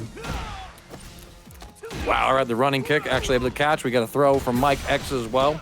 Just want to say too, this is the first game that Enzo has lost in 6 consecutive games in this tournament so far. So it happens. You know, everybody beats me up like me, like you said. All right, Mike, looking really strong in the set so far. Yo, the $10. Hold up, the match arena looking kind of stacked. Chat. How many of there are you? About 100. How many codes left we got? Jamie, pull up those codes. Get those codes out of here, chat. I need to see them gone, much like one of these players' life bar before the end of this round. Nice little counter hit link there from Enzo the Hokage, but Mike X with the wake-up throw. Enzo wanted to walk back. It's too close to get away. So now took a little bit of damage, but still kind of playing out this neutral. That was so spooky, actually. Trying to get the perfect parry and the standing medium kick, but we recovered in time from the fireball. Frame trap, no DP from Mike X. No, I'm really curious to see the next Jinrai interaction from Enzo, because Mike X tried to walk away from it, but oh, that's gonna be huge, and that's gonna be a route into level 3, 2-0 so far in the set for Mike. I like how you put jacket. I appreciate it. Jacket? Yeah. Jacket, gi. I vibe with it. Also just say red, brown, bread pants. Shoes, no shoes. Facts. Feet, no feet. Shave, no shave. Oh, right? yeah. There's a little facial model difference, right? Sober, not sober. Before crypto, after crypto. Oh, yeah.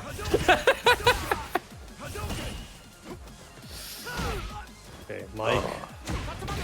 Trying to assert dominance, but now it's Enzo bringing him over to the corner. That delayed crouch strong, but couldn't quite pick up. Backdashing away from any throw mix-up, hoping to be able to catch something, but it's caught just enough to be able to do it. Gets Brown on the board. Good stuff so far. Let's see if Enzo Enzo's might able to be stand. dealing with Evo hangover. Do you know how old he is? Do you know what kind of engine this kid's got, bro? He's got the 1.3.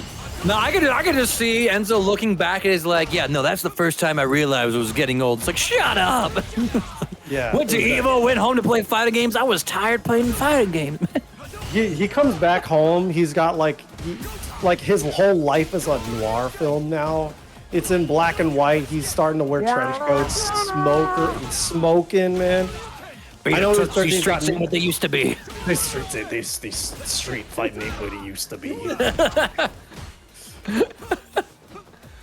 Yeah, 97th out of like 5,000 people to it, Evo. I mean, that is absolutely correct. That is insane. Yeah. Yeah, who knows where it'll be next year, but Enzo looking really good this time around. Now putting a point on the board for himself. That's CJ Grayson. Welcome to the Doodle Academy, and look at that match arena. It's slowly going up. A little too slow for my tastes. Chat, work on that. Calling you out. All right. Enzo able to get one on the board, so oh my gosh, went for the parry, was able to put the drive rush in there to chase a backdash as Mike X wanted to call out a wake up reversal. Absolutely insane. Both sides very low on their drive gauge. Enzo finds the perfect parry on the light follow-up in the Jinrai kick. Goes for the safe jump, perfect parry from Mike X. Just no punish available. Yeah, no punish was available. He was just close enough to the ground to keep it safe for him from the perfect parry, and look at that. Now he's just trying to rely on that mid-screen, rely on that Footsie's game. Keeping things safe. Not going crazy. Oh! But the jump from Mike X. Staying alive. But the checks. Look at these trades. It's just small chips back and forth, but here we go. Mike. No big hits coming in. Just keeping things chill. We're chill. We're chill. We're chill. We're chill. Yo, I said we're chill. Chill out. Chill, bro. Bro, chill, bro. Chill out. Bro, yo, Mike, bro. chill. Chill, Mike, chill. Bro. Mike, chill out. I'm you, bro. Chill, bro. I've been looking for you my whole life. Can you imagine, like, offline? Chill. You know what my friend says to me whenever I block his EXTP? He goes, I'm plus. I'm plus. I'm plus. And I'm like, Just oh, that's crazy. man. Trying to gaslight the frame data. Hey, man. Given the right game, it would work, dude. I can't wait for 2XKO to come out, and I'm just going to be gaslighting the hell out of it. Hey, I'm actually plus. I'm plus. I'm plus. I can see all like just like saying, yeah, no, this aerial move, it's an overhead. It's a mid. It's like I've been opening them up with this fake ass mix because they thought this was an overhead. Mike X though, going down to Enzo Hokage, keeping the winner side run alive in this bracket so far. Yeah, desperate to keep this win in his hands. Okay, empty jump. Wow. Yeah, man. Oh, such good movement from Enzo. Nice tech. Yep, Enzo, or rather Mike X was ready for that one. Not sober Ken. Not sober. Ken with the kids, Ken without the kids, okay? Well, they're both. Oh, She yeah. left me. That was my favorite like meme going out there. She left me and took the kids for you. You took Before the we kids learned the for whole you? backstory. Okay, hold on. This is going to be a burnout. Oh, Jobless versus homeless. That's actually cracked Chaos Breaker. That's actually insane. Yeah, right. Because you know, he does have a job. He just doesn't have a home. All right, couple fireballs though. This is super incredibly tense. Enzo the Hokage goes with the DI, recognizing the Jinrai sequence, and Mike X is gonna give up a second game as we're going into game 5. Y'all, are you ready for the script? We're approaching the end. It's almost there. We might as well. It could very well happen. Getting a little bit. Let me see if I can. Honestly, not as many as I would have thought for Street Fighter Academy. The writers have taken a little Evo break. Oh, nice. Oh, but no follow-up. He had enough to drive rush. I'm wondering if he was just trying to manage his resources there. But still in such a great spot. Caught the punish counter on that throw, just barely. But now Enzo respecting, but no, tries to go for a jab, and the punish coming out from Mike now at set point once again. Can he do it? Or are we going to get a final game? Final round, and so far Enzo starts off, goes for the Tatsu, pushing Mike X closer to the corner. A couple of point blank Hadokens, not able to punish. So little too out of range and safe for Mike X, but here we go. Pushing Enzo towards the corner. We are locked in there now. How does Mike X want to do this? Enzo will take a little bit of a corner health tax, able to escape the corner, but DP crosscut. Oh, what a backwards move from Mike X. Should be able to have the cash out. Spend it on the DP, spend it on the level 3. Well fought Enzo, but it seems that having a job instead of being homeless is the way to go. Listen, when you got fat stacks like me, okay? Over with the Cammy. Paladin with the Ryu. All right. Crossover, pulling up with the EVO 2024 championship character, right? Yep. Actually, if Crossover does win this, it's a battle of Evo 1, Evo 23, and Evo 24 winning characters. You know, the day after Evo 24. That's crazy. But we gotta get there first. Paladin might want to make it an all Shoto affair. He might. I mean, respect to the Shotos, too. Oh! Okay, escape, but no, that's going to... No, he doesn't have the damage for this. You don't have the damage for this. You can't do this. You really thought. You thought. And now Paladin... Oh, damn. I was... Dies. I'm sorry. Yeah. Sorry. Crazy. You know, Shadow Wizard. Nonsense. Okay, whipping that. Look at a crossover, just throwing buttons out. And now he's really trying to work down that drive gauge. He's got to be careful. Even though Cammy did receive that spin knuckle nerf, where she's not able to react. She has to full send it. Okay, just going to go for that level 3. Wants to tie things up, get things as close as possible in terms of health, or have as much of a lead as he can. He's going to be able to drive rush. Nope, just goes in for the dash and gets checked for it. Should have drive rushed. Nice catch on the dive kick. That's insane, Paladin.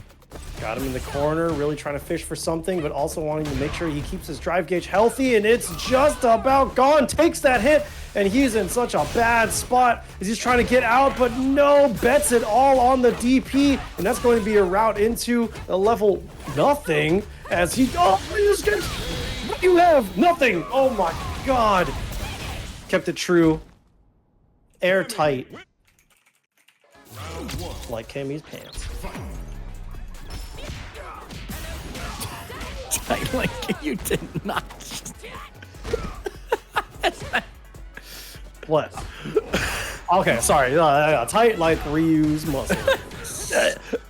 I don't. What do you mean fired? Why are you booing me? I'm right. Why are you booing me? I'm said. right. Yeah. Said as his famous last words. That's. Oh, my Lord. Oh, nice. Tried to go for that punish, but kept himself safe, Paladin. Oh, full send. Yeah, donkey kick. Oh my gosh, and check the space of that crouch medium punch once again. Will cash out into level 2 to secure the kill in the round with it. Crossover, man. Not really giving me my Evo matchup timeline as Paladin wants to give us a Shoto War. Oh, tried to put out the Hashogeki. I think the intention was to catch that dive kick, but crossover just barely caught the toes. All right, we got the Genjin charges now. Spends it immediately. Goes for the tick setup, and crossover doesn't bite yet. Eats a just donkey kick. Just whoops! He's waiting. For the safe jump. Didn't quite walk himself out, but the EXDP going to be able to help him escape. Now bringing it to the mid screen. Oh, the solar plexus caught the dive kick. Are you real? Paladin is using every normal I would not expect to check that dive kick. And don't get him. Oh my, this character won Evo? Are you sure? Somebody check the tapes, dude. Because let's get the run back. Somebody put Ryu up on there. Punk wouldn't stand a chance. Hey, nice. Paladin respecting the dive kick this time. Crossover. What a backdash. Positional lead here, but Paladin swinging back.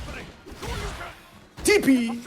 We're still able to recover in time. Paladin is completely on his own level right now. Looking phenomenal here so far. Crossover not able to check. And you mentioned the spinning knuckle. Crossover really not representing that option at all. I know that you can't react to fireballs anymore, but you have to imagine, you know, Paladin's able to throw all these fireballs off it enough. Crossover could, you know, go for a preemptive read, and it doesn't work out. Still plus on block, but Mag just be worried about all the normals Paladin's throwing out to check the space.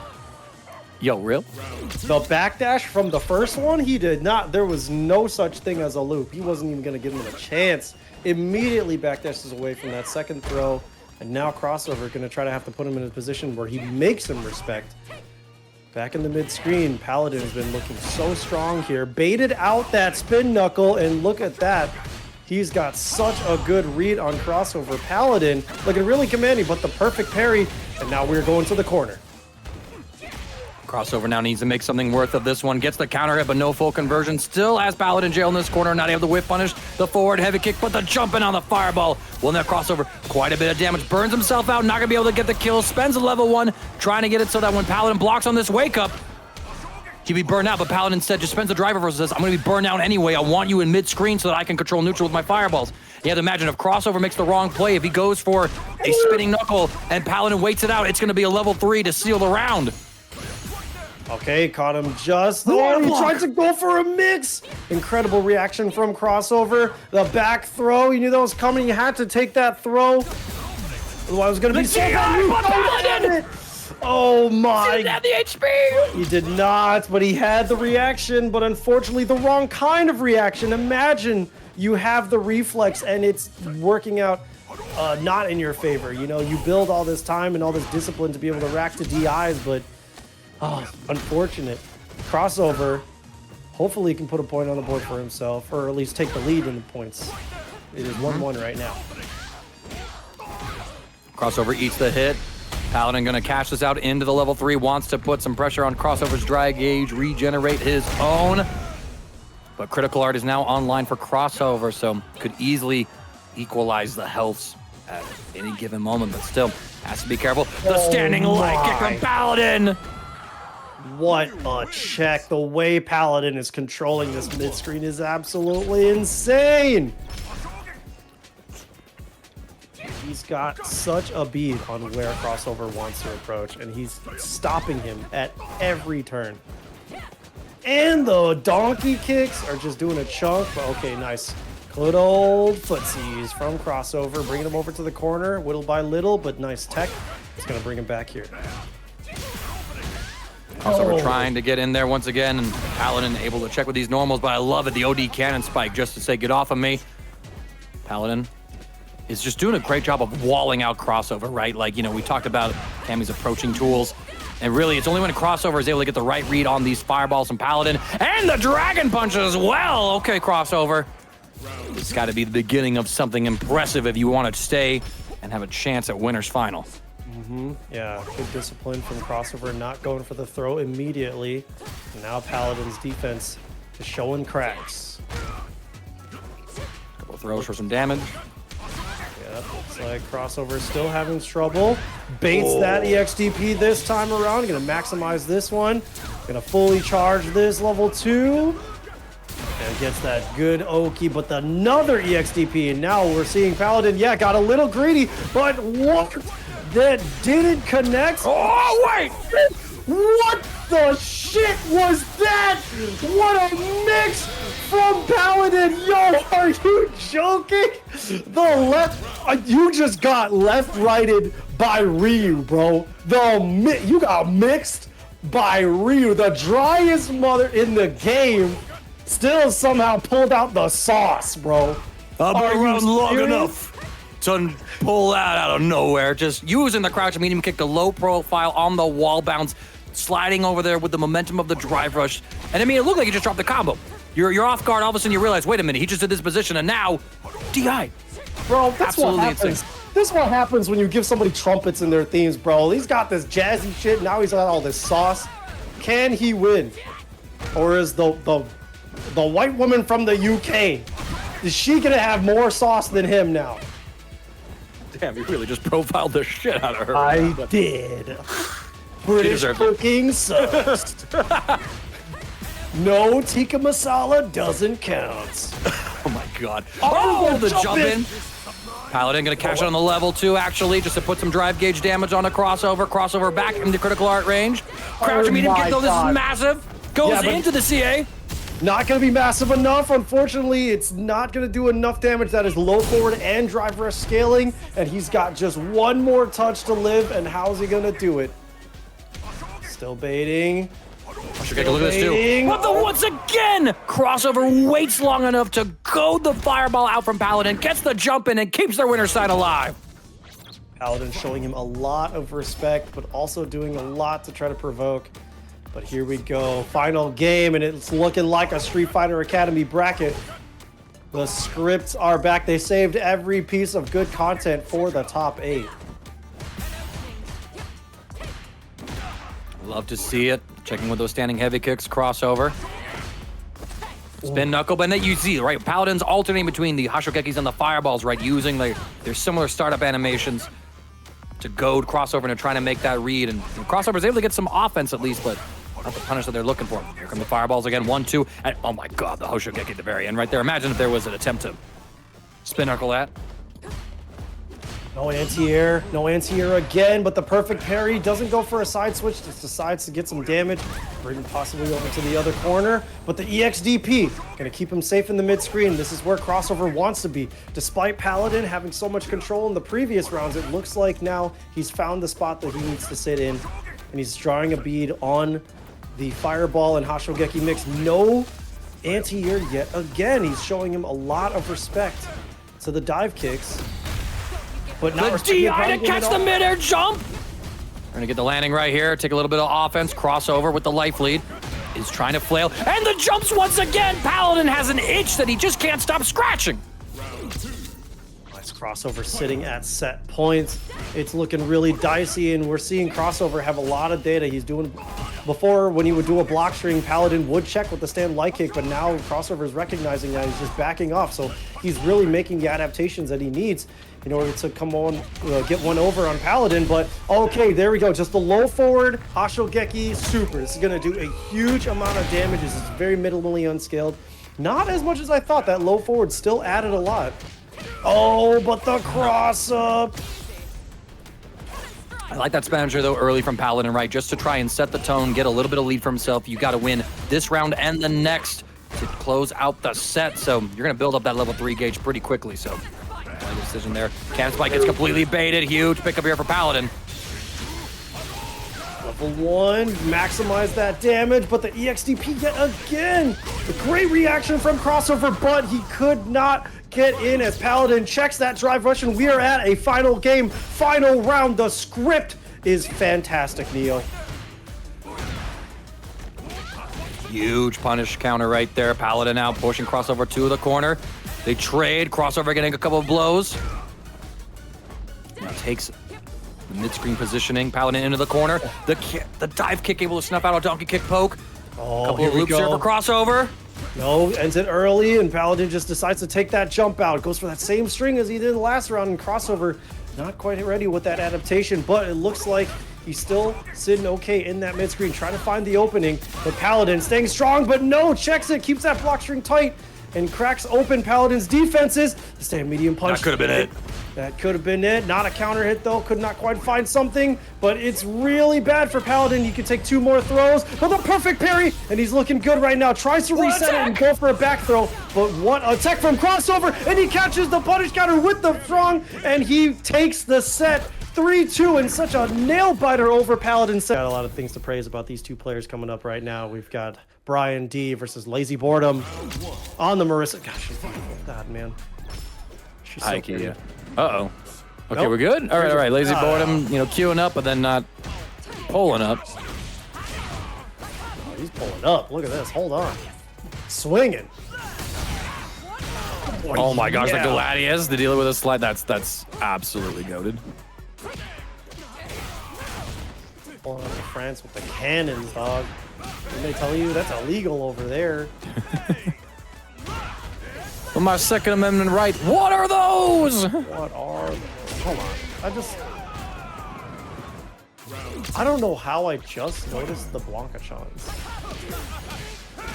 I'm too distracted. Oh my god, by the music. Hold up a minute. I don't know how I Yeah, just the 10. noticed that. I feel stupid.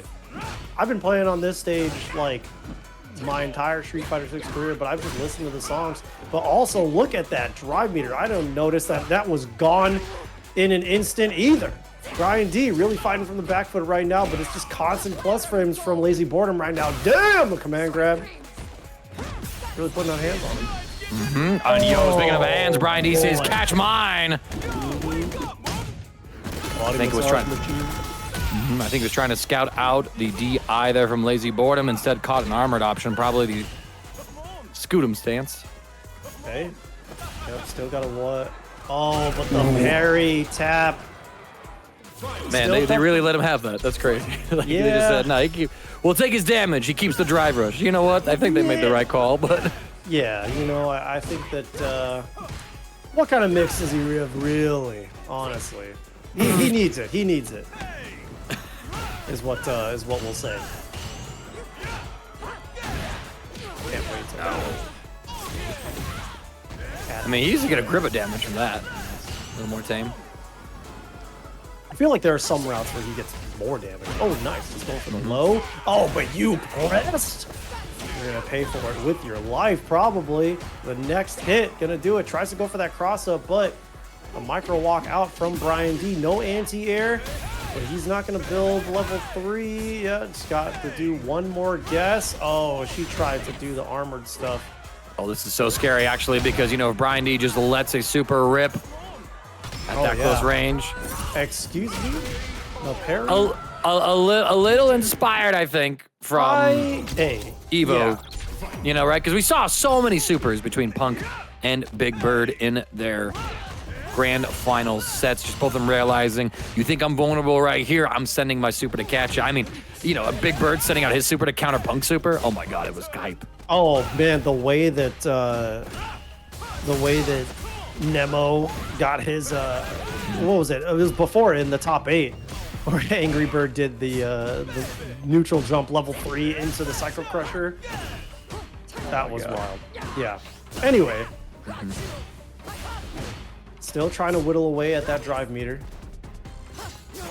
Just bit by bit. Caught with the overhead. Full set. Oh. Scoop him. Oh, caught overhead. Huge. Yeah, huge. Once again, just trying to slowly work down that drive meter, but it looks like Brian D. One more hit. All right, let's see. They're able to find it, though. Sometimes that last hit is the hardest one to get because, you know, when you're that close to death's door, you are at your most alert. We're just waiting for who wants to stop playing neutral first. Oh, my God! Yeah, there we go. The reaction to the overhead with the EX up kicks. Brian D taking the lead in the set still.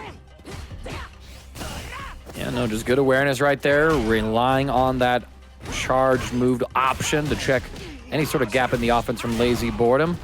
Now we're going to be pushing Brian into the corner. Hold on to this one. No anti-air, though. We try to go for a jab, and, well, that's not going to cut it here. Push those perfect parries, and there's one right there.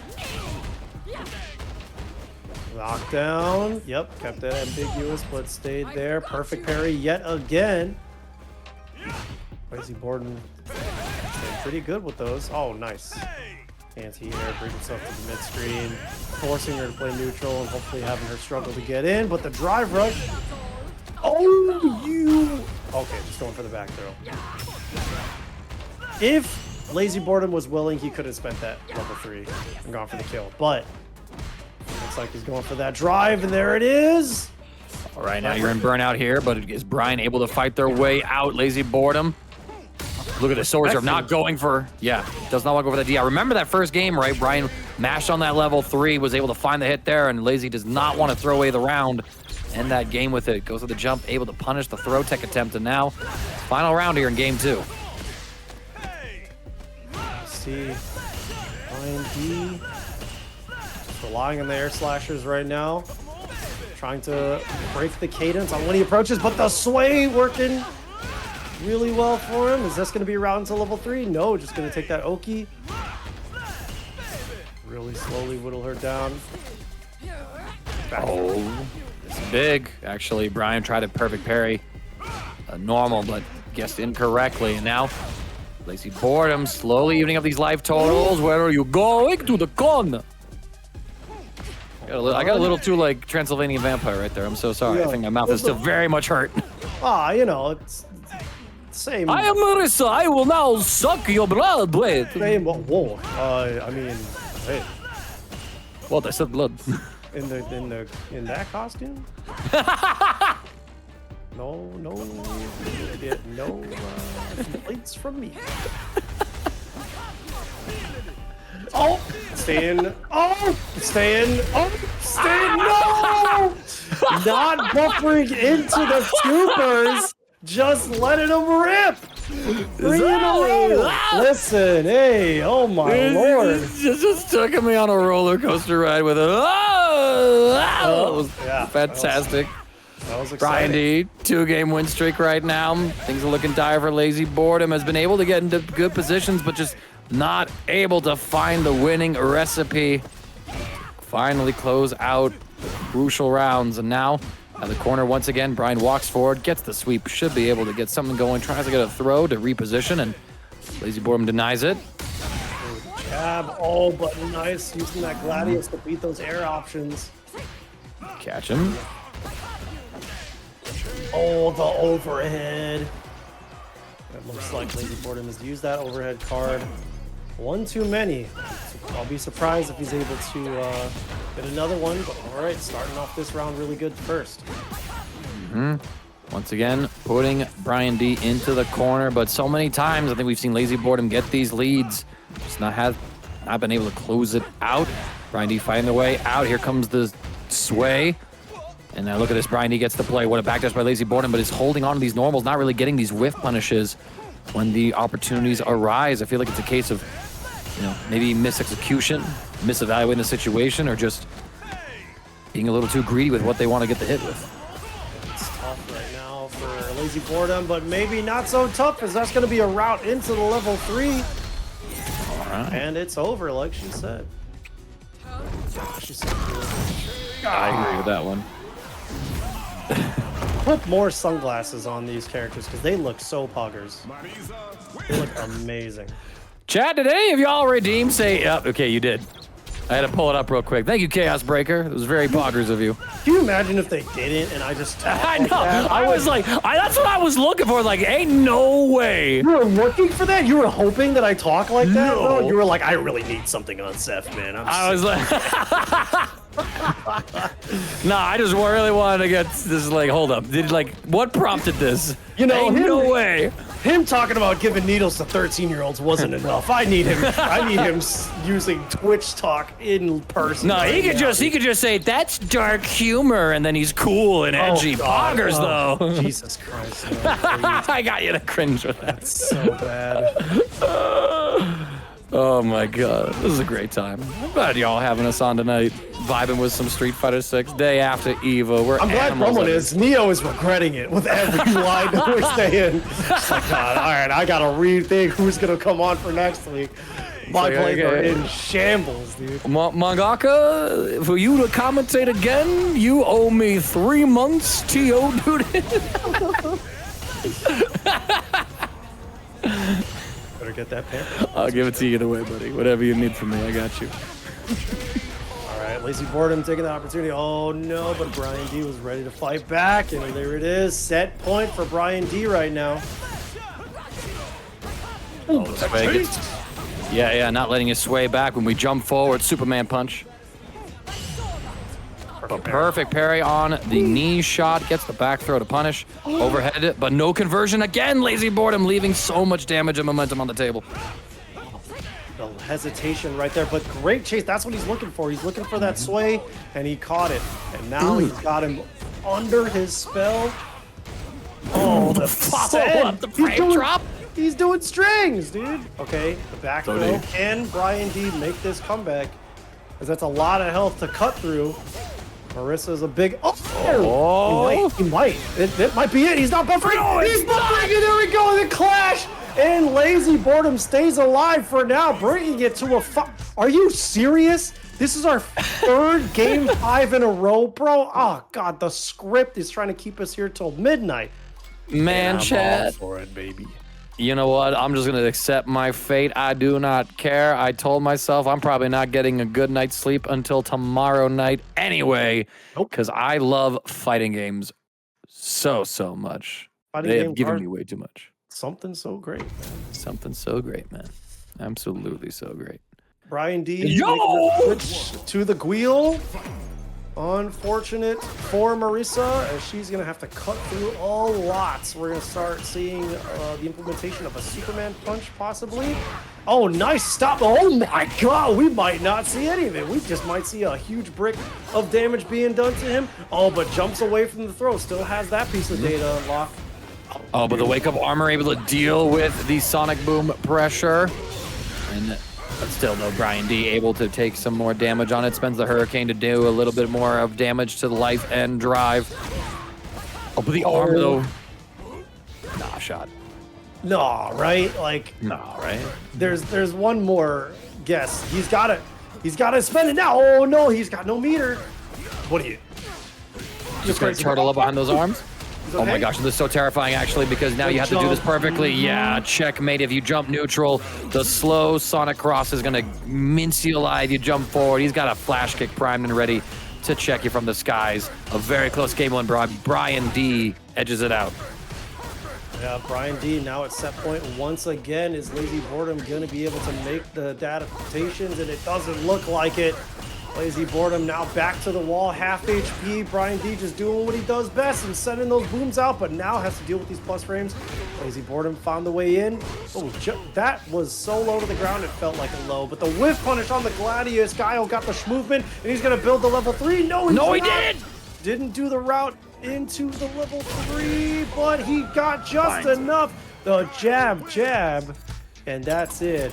Brian D knocking Lazy Boredom. Why am I seated above this guy or whatever? It's less about the exact number at a point and more about the projected range, right? And in a bracket this size, I think you could look at anyone within the top 4, maybe 5, and say any one of these players could take the tournament. But absolutely well done there by Neo and the TOs to get these ranges correctly, to make sure that the matches were spaced out so that the games didn't get too competitive too crazily quick. And now, Blue, with our second DJ at the top 8, goes up against Fierce and this Kimberly. Yo, man, it's looking like a bunch of EVO finalists up here. Black Excellence is here to rock and roll. That's exactly what it is, bro. We love to see it. It's looking like all the champions from EVO coming out strong. Black Excellence over in the... Oh, my God. The Wake Up Secret. That's Hill, I think. Yeah, bomb. Wow, dude. Let's go. Fierce already opening up strong in the set. Catches at the ankle. Blue, though, with the quick throw onto Fierce. Able to shimmy on out.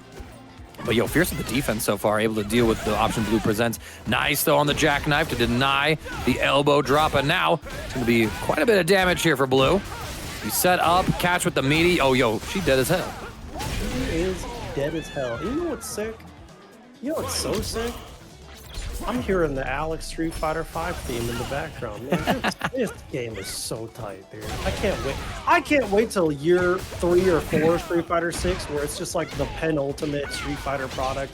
You got all the characters, you got all the songs, you got all the stages. It's just gonna be the best ever. I know, right? I mean, you gotta consider that too, right? Like, this game has been in a really good spot, has had so much love put into it, and the player bases have responded incredibly well. And that was like the worst version of the game. That's what people will say when it comes to the vanilla. That's when you get the most bugs. That's where the developer's vision has to be ironed out. And it's still looking so good, playing so good, and it's thriving. I mean, barely having a drop-off in terms of total attendance overall between EVO years. I mean, that's something to be applauded. Absolutely.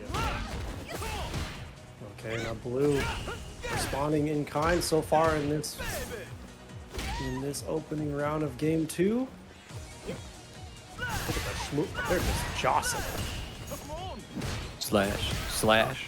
Checks the drive rush, though. Well done there by Blue. Oh, boy. Little autopilot on the defense. Good damage here. Okay, keeping things safe, but actually punishes whatever retaliation Fierce had. Oh, but the throw out of that drive rush, and he's probably going to be regretting not holding on to his drive meter. And this is very scary, especially when you got Kimberly. Oh, we go for the overhead reset. The elbow drop will counter it as Blue presses on Wake Up. Button throw, I'm not quite too sure. The animation didn't really have enough time to come out to confirm what we try to do, but all we know is that, once again, Fierce takes another close round. Ooh, Fierce, staying strong, just sitting still. Trying to hold his ground and make sure he doesn't give up too much of that screen space, and now he's got Blue back in the corner, but what a backdash. He even turned the tides, and nice. Blue matching in damage. Oh, but the bait, but no drive rush out from Fierce. Input didn't come through correctly, and so we just stood there holding parry, but regardless, we do find the next hit, cashing out into the level 3 to get plenty of damage. The buff on Kimberly as well, and now Blue, I guess for game situation, the jab is going to be able to stop some of this offense. Drive rush to come through, Blue is able to successfully hold. Block on the overhead with the parries, and now, oh my gosh, Fierce bet it all on the farm with that mix-up attempt. Gets counter hit by a throw. Drive rush is going to catch Blue! Doesn't even need super, as he just spends everything he's got to be able to tie this up in rounds right now. Fierce feeling really regretful that he couldn't close that one out, but he's still got that buff, and it's probably going to work for him in space as long as he's got this drive meter. You know, like, I don't know if I just forgot or if I never knew in the first place, but I had no idea that DJ had that cinematic final hit on the machine gun upper because I see that machine gun upper into level 3 all the time. I had no idea he had one more in him. Yeah, exactly. So good stuff for Blue to be able to inch out every bit of damage that he can. The OD up kicks coming now. Oh, it's party time. Oh, can't quite anti-air, getting stuff. Blue, but the big whiff. Oh, another catch. Fierce tried to reset. Fierce, you're really getting There's a lot of greed in tonight's brackets. We've seen so many players not cash out on the supers. We're seeing Fierce try to go for these reasons. Blue checks the jump with a beautiful Sobot anti-air into the level 3. Says, you will regret resetting me. That was dirty, bro. I can't. That was so sick. Oh man, that feels better. Oh boy. Well, you know, hey, it's 1-1. Okay, it's still very early. True. I swear to God, it could go to another game 5, final game 5. I mean, we're on pace for it right now, buddy. We're all tied up, and neither side really wants to give up any more of this momentum. Throw tech to reset the situation. What great defense here on all of the sway options. We do get counter hit out of some choices we made. Okay, trying to drive reversal, but Blue was ready, caught that counter and closed it out. Here we go, round 2. Fierce did not get to even build level 3. So bad. Throw it there, trying to approach, close the gap. Blue in a really good spot. Has been riding some momentum. Oh, too clean. okay. Thought he had a good window in that, just going for the EX boosting. Oh, yeah. That's huge. Not quite going to build level 3. Yes, he is! Oh my god, just enough! That EX built so much meter. Is he? He's not dead. Yeah, no. What the? That was crazy. Over 2 on will he build the meter and combos? Oh yeah. Oh yeah, no. I've listen. The will and kill submissions are not legal because you gotta see the resources point blank. But still, Oh my lord. Damn. Oh, the sway. Oh yo, she's dead. Yeah. Yeah, Fierce is dead. Oh, unfortunately, that's a DJ round for sure. That's Again, Blue demonstrating that, you know, plenty of life left in DJ after the couple of nerfs here and there. Yeah, the overall damage is toned down, but his incredible neutral pressure and mix-up is still very much intact. And the conversions that he can get are still some of the top of the line in Street Fighter 6. The reward, a little bit more toned down for just the situational stuff, but still, it's really good to see that, you know, the people who are sticking with these characters in between versions are able to demonstrate what they have to offer as a choice on the cast. Okay. What a backdash. Got the backdash that time. Target combo into the back throw, but he's ready with the OD up kicks. Not trying to stay in that corner for too long, but Fierce is really trying to stay locked you down, dude. Oh, the huge jump in with some huge damage right now. Going into another reset. Oh, yeah, the throw. The trade. He pressed on it too. Oh, but he's ready with the jackknife this time. He's A ready second with the time jackknife as well. that time. Just gotta go down and up, down and up. It is such a powerful input to have attached to an anti-air. He needed one more hit to break the DI. Blue tried to full commit to it, was not able to get that jab in time, just a few frames off. Yep. And again, just proving how disastrous it is without drive meter. Both of these characters in this matchup baiting the OD jackknife. Now going to be able to route into a level 3 potentially. Yes, that's going to be the level 3, but he still has to do some work in order to be able to close this out. Yes, he's got the drive advantage. Yes, he's got Oki, but can he find the right hit in order to do it? I am just going to say this right now. Every single player so far in our top 8 tonight is a paid actor, and they are so good at keeping with the script. Another game 5. Yep, there's yet another game 5, and we've got a lot of Street Fighter 6 left to watch here at the Street Fighter 6 Academy, number 49. What is happening? Yeah, that's you playing dumb is part of the script too, Neo, right? Oh, I had no idea. What's going on? I didn't promise them top seed just to ensure that we get game 5s every single game, you know? I had no idea setting up the can, but the perfect parry isn't going to be able to escape. No, he's not, because that can is still very much a threat, but nice catch, and Fierce is now sitting at set point. Very dominant round there by Fierce. Blue is going to have to instruct his own bit of offense. He's going to be able to check, goes for a little bit of a shimmy in for the throw. Drive reversal gets baited. Good bit of damage here. We get the corner carry as well. Wake up level 1. We don't give a damn, says Fierce. Spends the can as well. Just wants the extra damage. No. What? What? Here's the thing, right? Here's the thing. Okay. Make sense of that.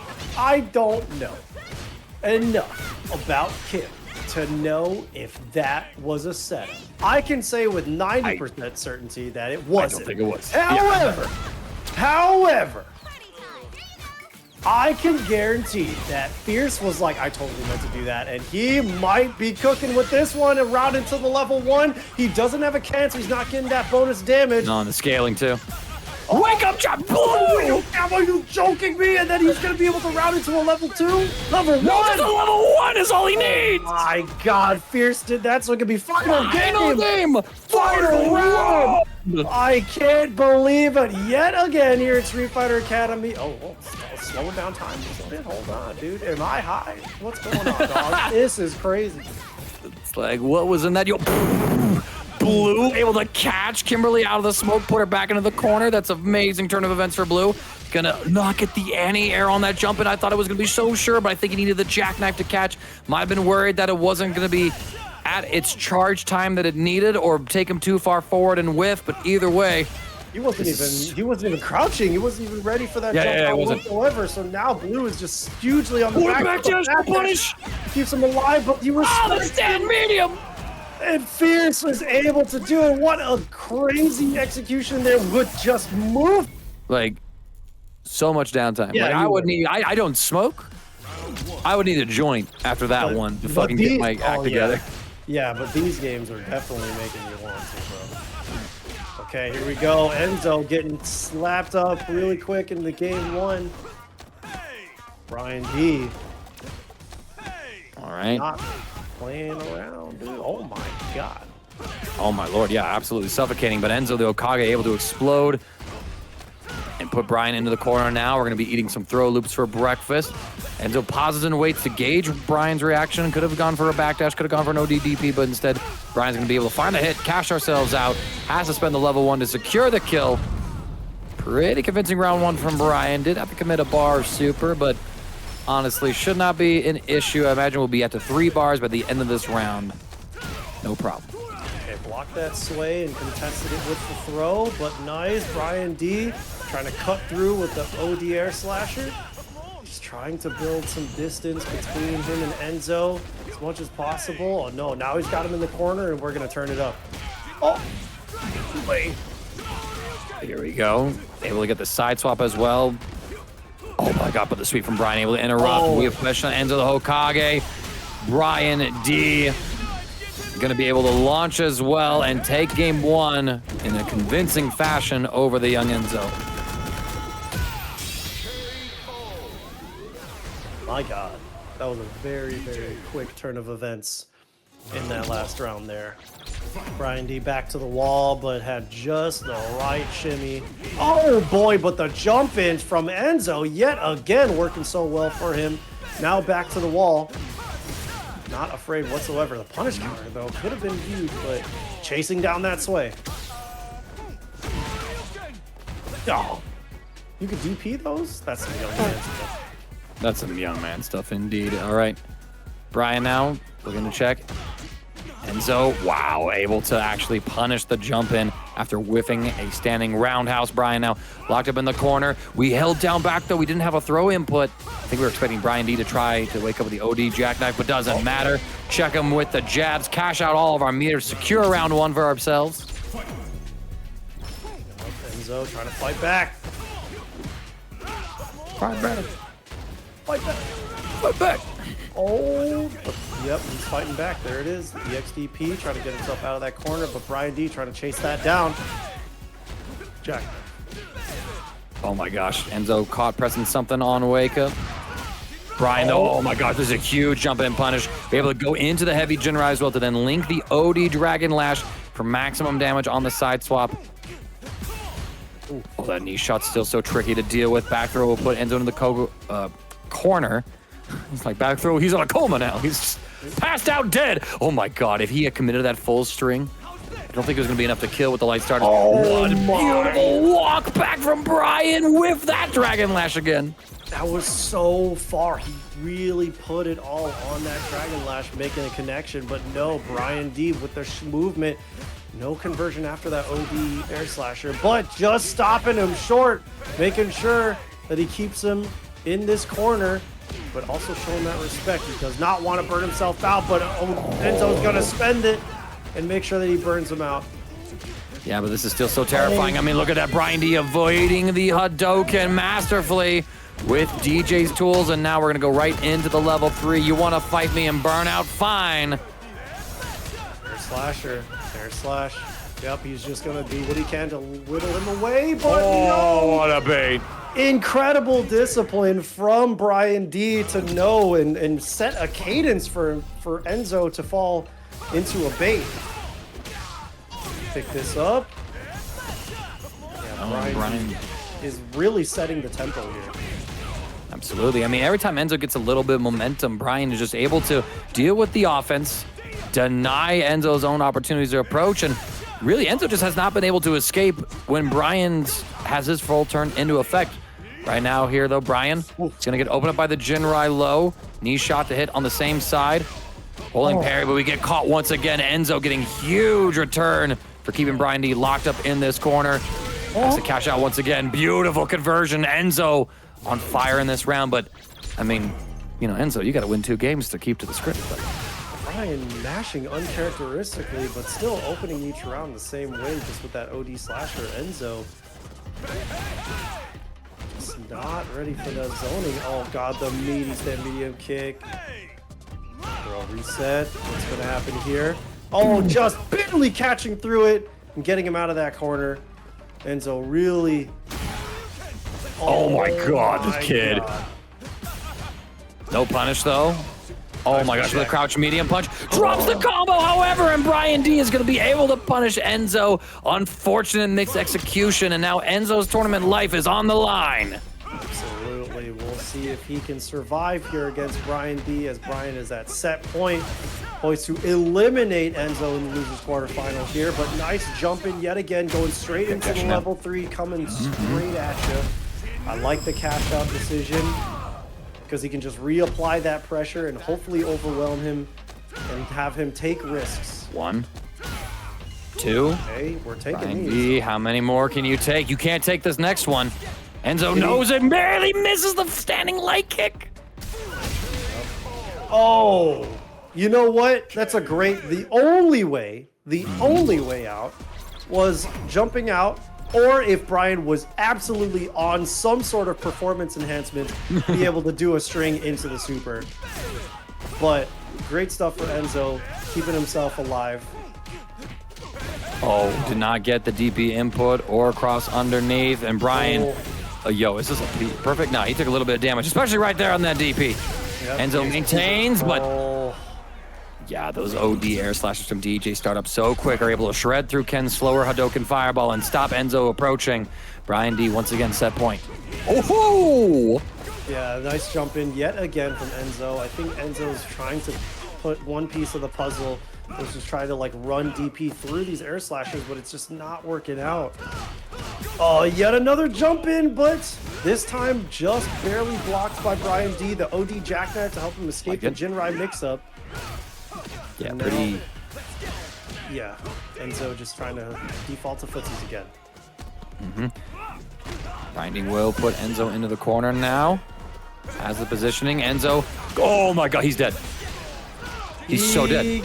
could be. He should be. I think that, yeah, he definitely should just Level spend 2. one of those bars to cash out. I don't think it's dead, but he better be. I like that choice, just to check for any sort of wake-up supers. Although the level 3 would have been one that keep Brian in check. Nah. Block this out. You just got to block this out. You need to stay patient and let Brian D take some risks. And look at that. Your bar is coming back. You're fine. You barely took that much damage, and you can just send it. There you go. Really turn up the heat. Though by Brian. Oh, but He's burn out again already. Burn out again, and Brian's gonna take advantage. He's gonna push him with the block string. The jackknife. Is he buffering? No, he's not. But he just barely escapes the slashers. He's just got to survive. Oh my God! Oh, the chip out! Oh my God! It was so close for Enzo. He wanted to keep some bar for himself, be able to cash out these supers into a round that he had to fight anyway if he wanted to win the set. He missed out on that last opportunity, and I mean, absolutely clutch defense from the side of Brian to just completely take over the set and win against Enzo the Hokage. But now we're already in to Yo Fierce and Paladin. One of the advantages of these online events, we don't have to wait for players to sit down and set up, unplug controllers, get all hooked in. These players are ready to go as soon as the starting bell rings, and Fierce is bringing it to Paladin right now. Jumps out, perfect parry. Get back in that corner, Ryu. Back in that corner, just barely jumped away from that can, but the perfect parry of his own, and he caught it high enough to be able to get that punish counter, and now his sole goal is to just whittle down Fierce safely as possible, because one touch from Fierce will do him in. And look at it, he's doing pretty well, and he just goes for that raw DI, and he's going to be able to close it out with that Ryu damage, that Denjin Hasho. It's going to do huge amounts of damage. Paladin taking first blood in this set. I mean, Yo Fierce had all the offense going their way. They were the one who put Paladin into the corner, but just goes to demonstrate the caliber of player Paladin is. Huge starter here for Fierce. Gonna be able to get a good chunk of damage. What a check, though, on the teleport. And, oh my gosh, again, the side swaps as well from Paladin just to put Fierce into this situation now. Trying to check and low crush anything. What a huge pickup here from Paladin. Are you dead ass? What? Are you serious, bro? The mid combo just reset. You tricky. I can't believe. Yo, Paladin has the sauce. Don't ever play Akuma again.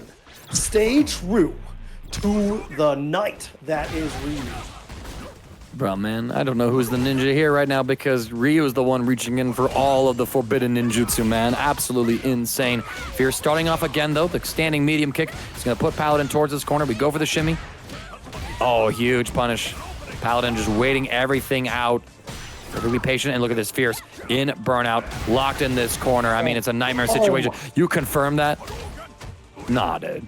Nah. When you're throwing that button out there, there's only one thing you're doing, and it's confirming. But here we go. Fierce buffering that level 1, getting himself out of this corner, and really, hopefully, building some momentum up for himself. He's got that meter back. Turning something up. Oh my God. He can't keep getting away with this. He can't. The neutral jumps have been so good for Paladin. I don't know if Fierce was trying to anti-air a normal that would have extended Ryu's hurt box close enough to cash with a Tatsu, or if that was just your reactions are too good and you don't know when to turn them off. Bro. But either way, Fierce down around, putting Paladin into the corner. It really feels like Paladin is the final boss. Like he's playing Shin Ryu. You know what I'm saying? it's like he's on the Enma's Hollow. Devil May Cry music is playing, and Paladin is just going incredibly insane right now. Dude, you know what I would give to have Devil May Cry soundtrack in this game, man?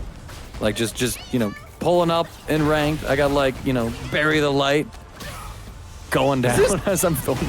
What am I listening to? Is this not Devil May Cry?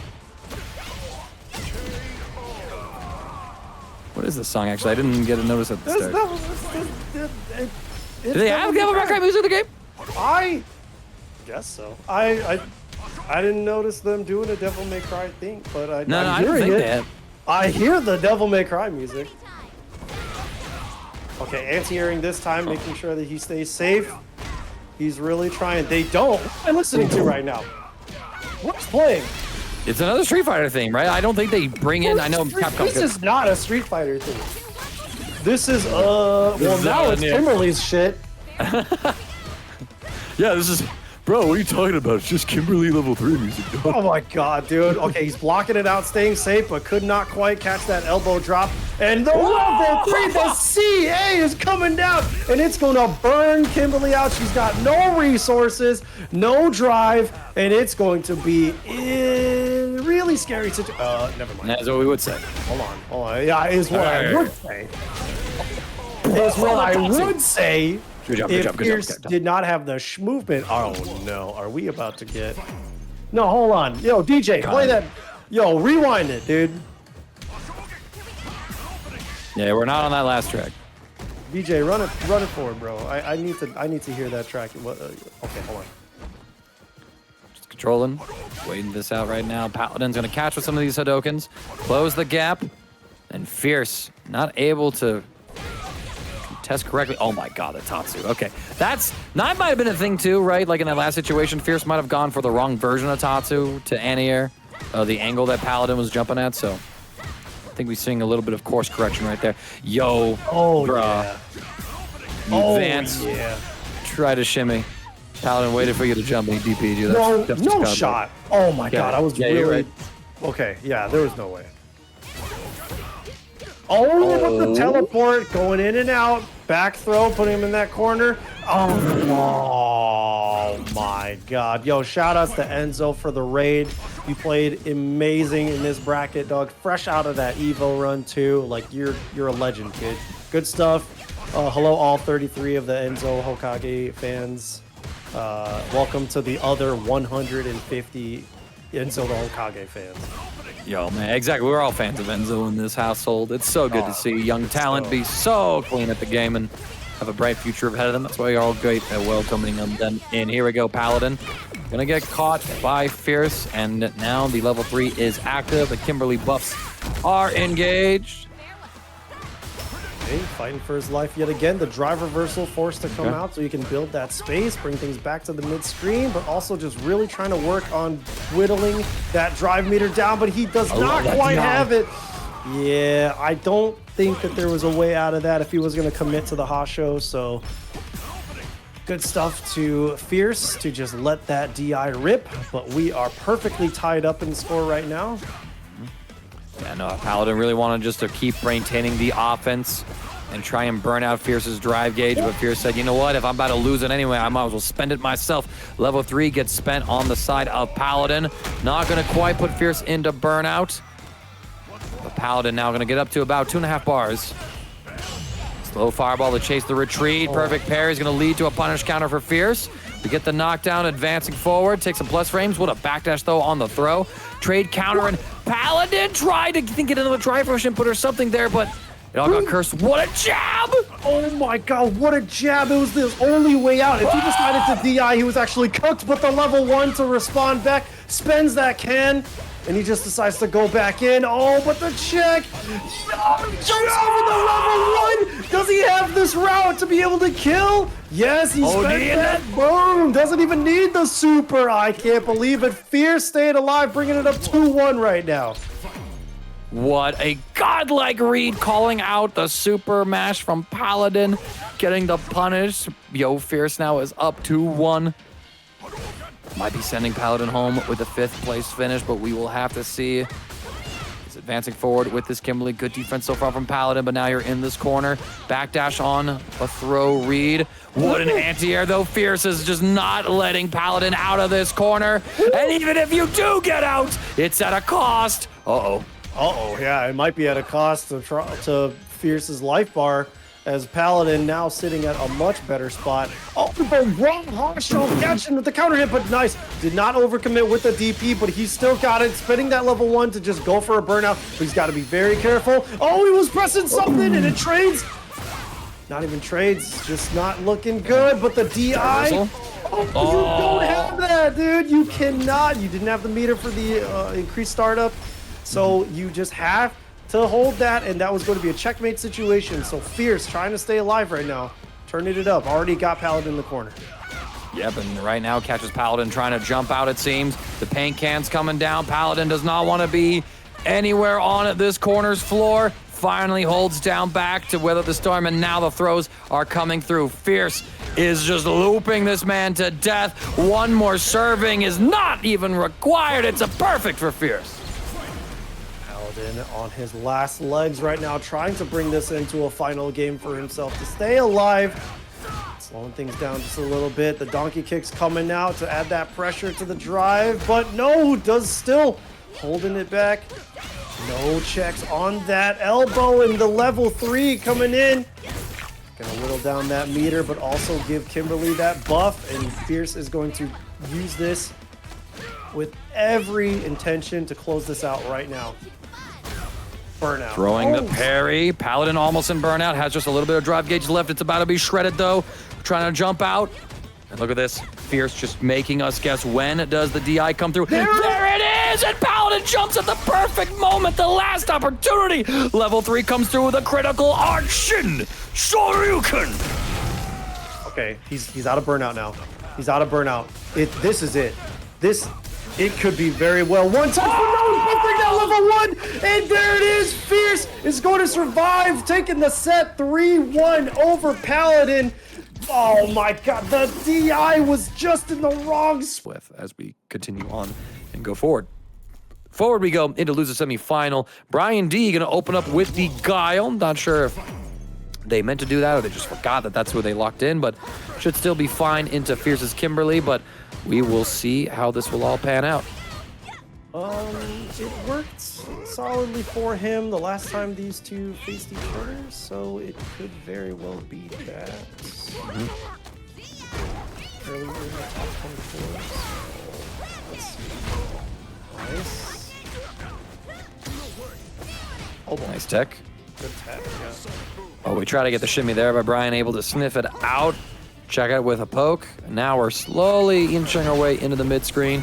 What a setup right there, using the paint can underneath him and then able to use her slide, that's the word, to get through the Sonic Boom. Quick side swap out, Fierce. Regenerating, putting a drive gauge. Baits the flash kick, masterclass patience. What an incredible bait for the last hit. Like, you would think that that's... You know, I felt as though the layers just hadn't been applied yet, but okay, going for another flash kick there. And look, Brian D just really on top of that, but... Hold up. Yeah, hold up. Maybe didn't even have a route plan, but just wanted to reinstill some pressure there. Look how patient they are. Yeah, right, or maybe there's a little internet hiccup between the two of them. You know, now that's on my mind right after what's gone on with Mike X and crossover RD, which we do have like the report in, and the DQ on crossover side was accepted, so Mike X is the one who is waiting in grand finals. I believe crossover is either awaiting in losers final, or we'll see what else we decide to do just about the state of the connection. He was the only yellow bar in the chat, and again, some of that has to do with just the regional connections, right? US to great, I'm getting mixed up by this again. Okay, back to the game. Well, Canada to DI. Yeah, Canada, yeah. That was, well, I was going, okay, wait, no. Because my thing was going to be Puerto Rico or Dominican Republic. I said, no, it's Dominican Republic, right? RD, yeah. So I goofed that. Go, shout! All the Matcherino codes have been claimed. Big shout outs to all of you guys in the chat. And thank you, everybody watching and supporting the bracket. We are in our first game of the losers semifinal, trying to see who's going to go on to face crossover in the losers final. But it looks like Fierce is doing pretty good. Oh my God, puts himself in the corner. It looks like, yeah, it's been a series of events, we'll say, but we still have some events left to transpire. Being this one right here, loser semifinal, as Fierce takes the first set, first game.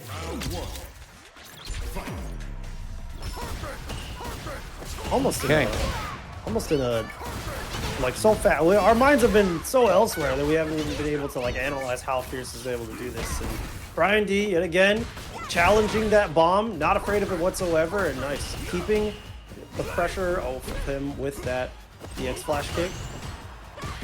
Yeah, and Brian actually still sticking with the Guile as well. Oh, bait this time. did not route into a level 1 either, so he's not as concerned about burning him out. He just wants to apply that damage. Oh, wow, nice. The counter hit. I wonder how Brian was trying to press out. I don't know if it was going to be a throw or what, but...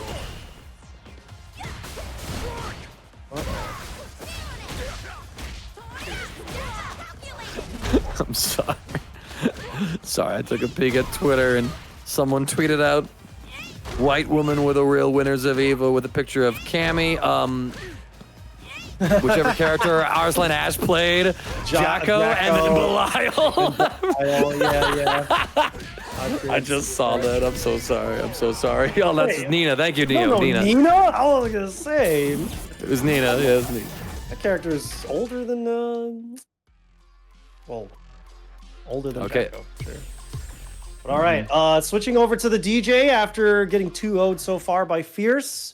So we're going into our game 3. The game 5s have kind of been a little sparing, but we probably are manifesting one hell of a grand final. And either of these guys could make it there right now. Fierce still so far in the lead, but Brian D's DJ has been no slouch throughout this bracket. Already opened up really fast. All right, let's pull up here. Brian D already has Fierce in the corner with this DJ, but babe, hey, baby. Okay, he's just pulling up to her, man. He's just literally. Okay, yeah, this is the song. Is this the Devil May Cry? This is the Devil May Cry song. Everybody, shut up.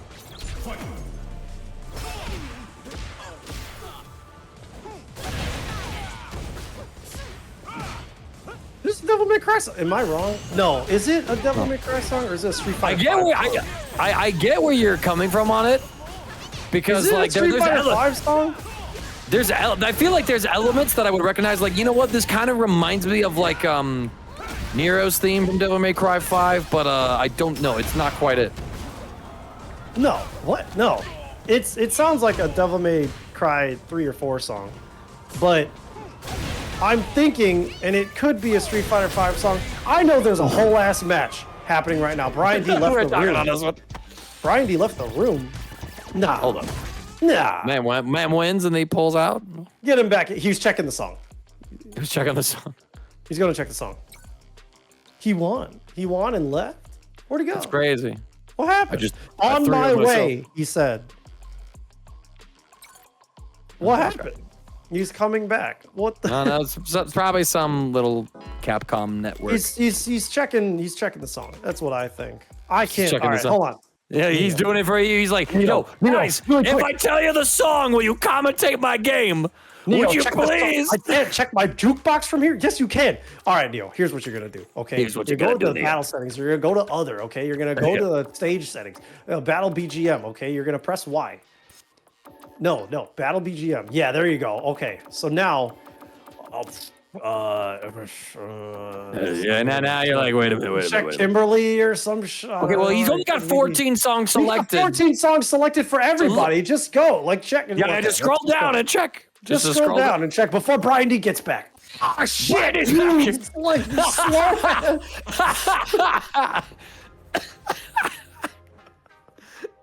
We were so close. I hate everyone. The jukebox hates you. All right. Okay.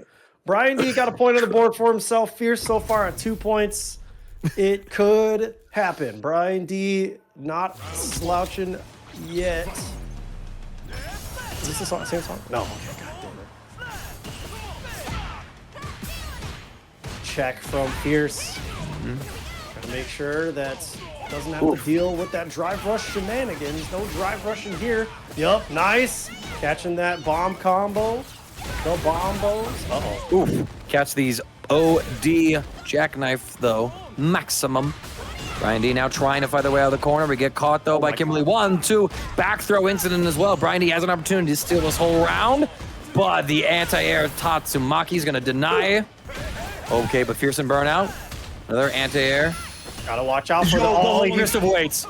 Yep, he's got another one on deck. So if he's buffering right now, oh, he doesn't have matter. to worry about it. Yeah, it doesn't Yeah, matter. exactly. He's He's got the rhythm, man. We checking out of the round. yeah, he's. Excuse me. Where are we right now?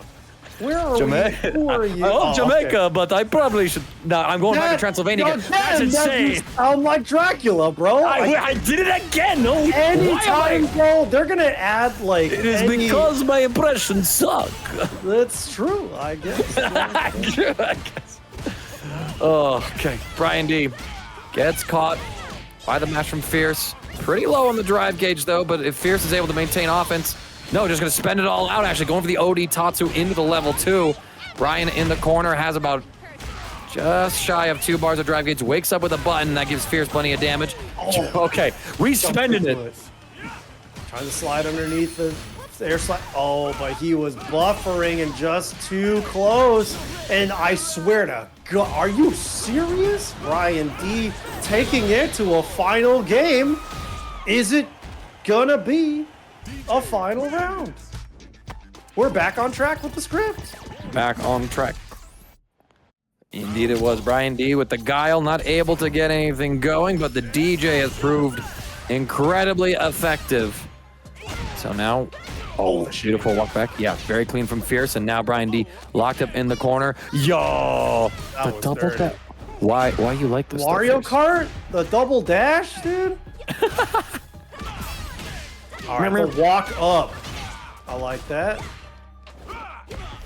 Man, Fierce's movement is crazy. Not trying to go for a level 1, but he might regret it as his back is to the wall. Ooh, not meaty, but the tech saves him, and he's just gonna work on whittling this drive meter down, but the sweep keeps him alive, and you didn't tech that throw. Fierce now sitting at set point, poised to eliminate Brian D.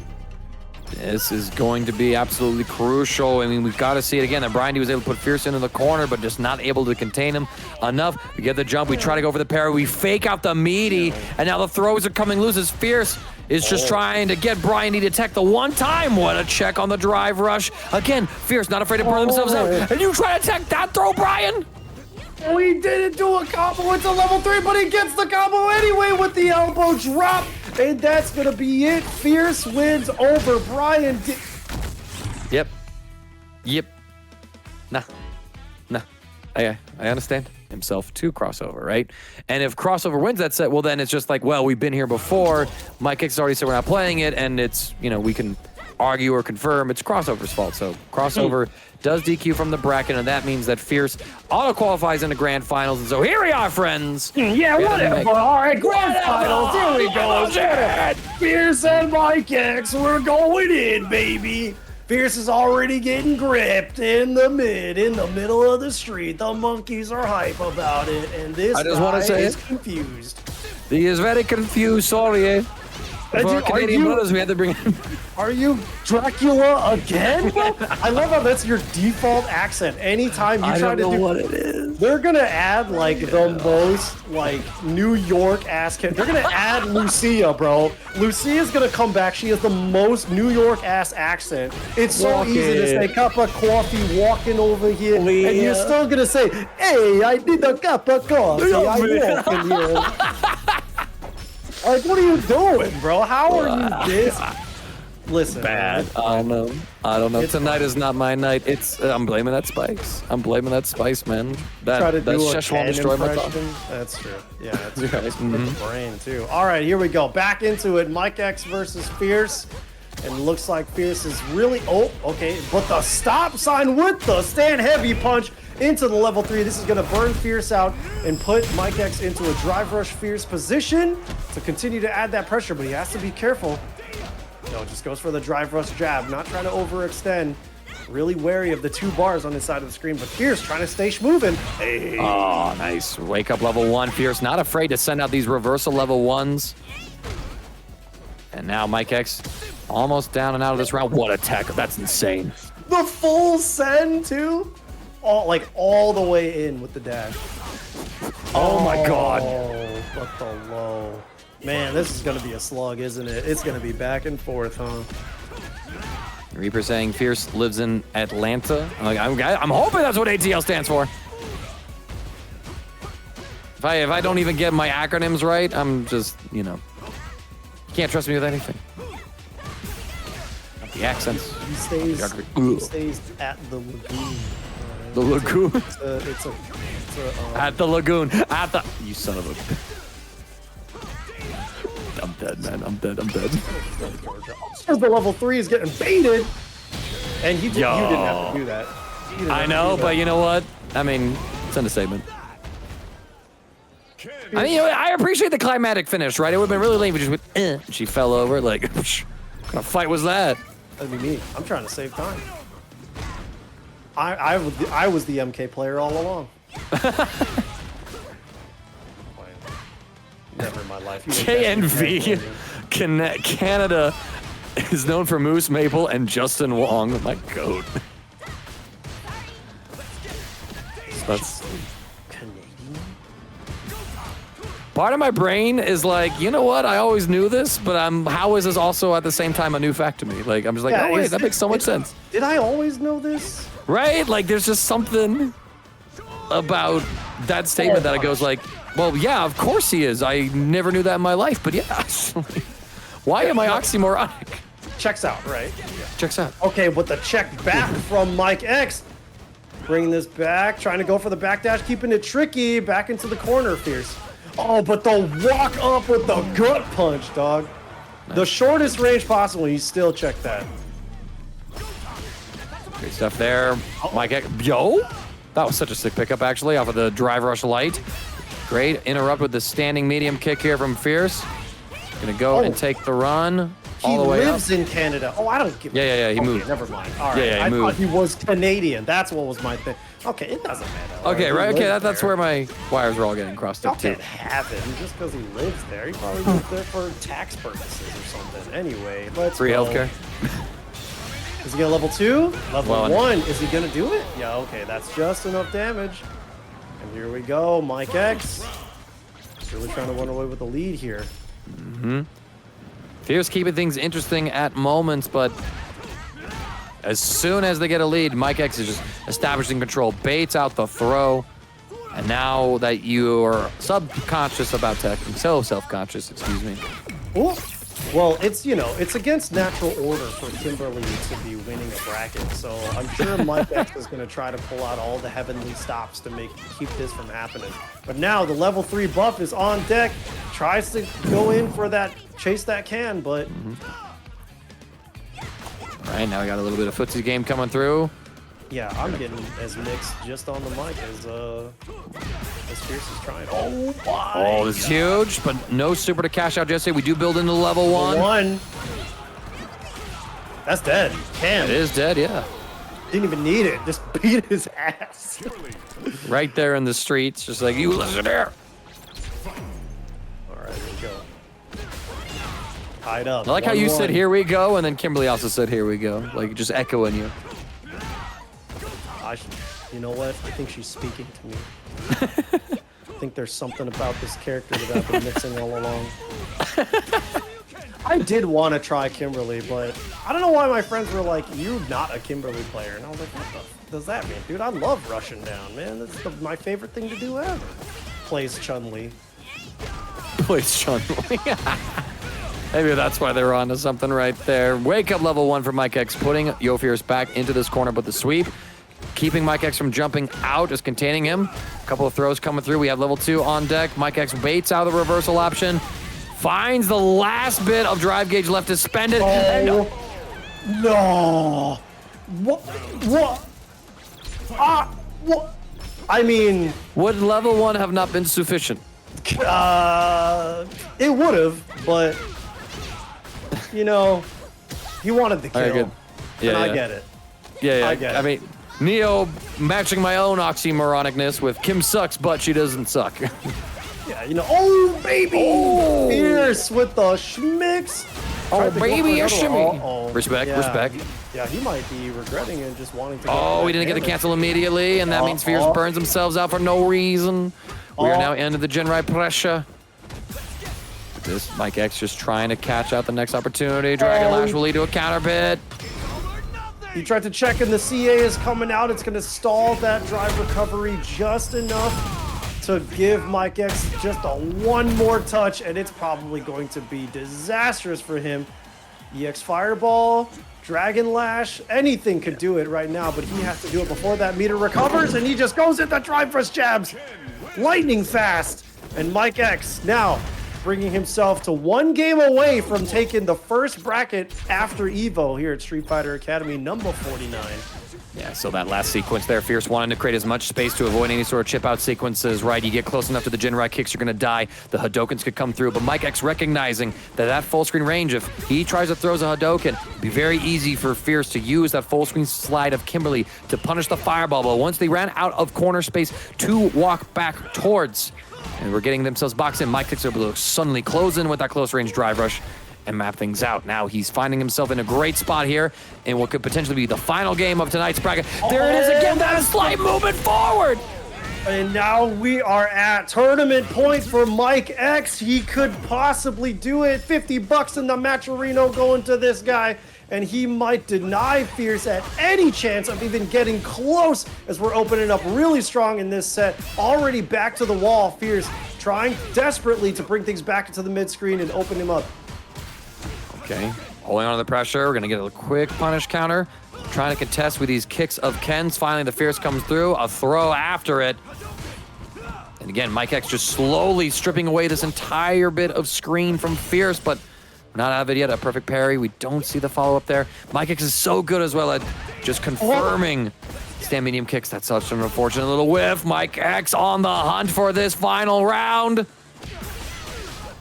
Oh, but Fierce actually getting a hit in it for himself. And he's going to be able to pop that level 3, burn Mike X out, and still be in a really good spot to be able to clutch this as long as he does not get hit.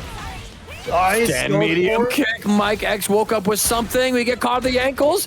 Oh, the walk underneath again. Mike X sends the critical arch.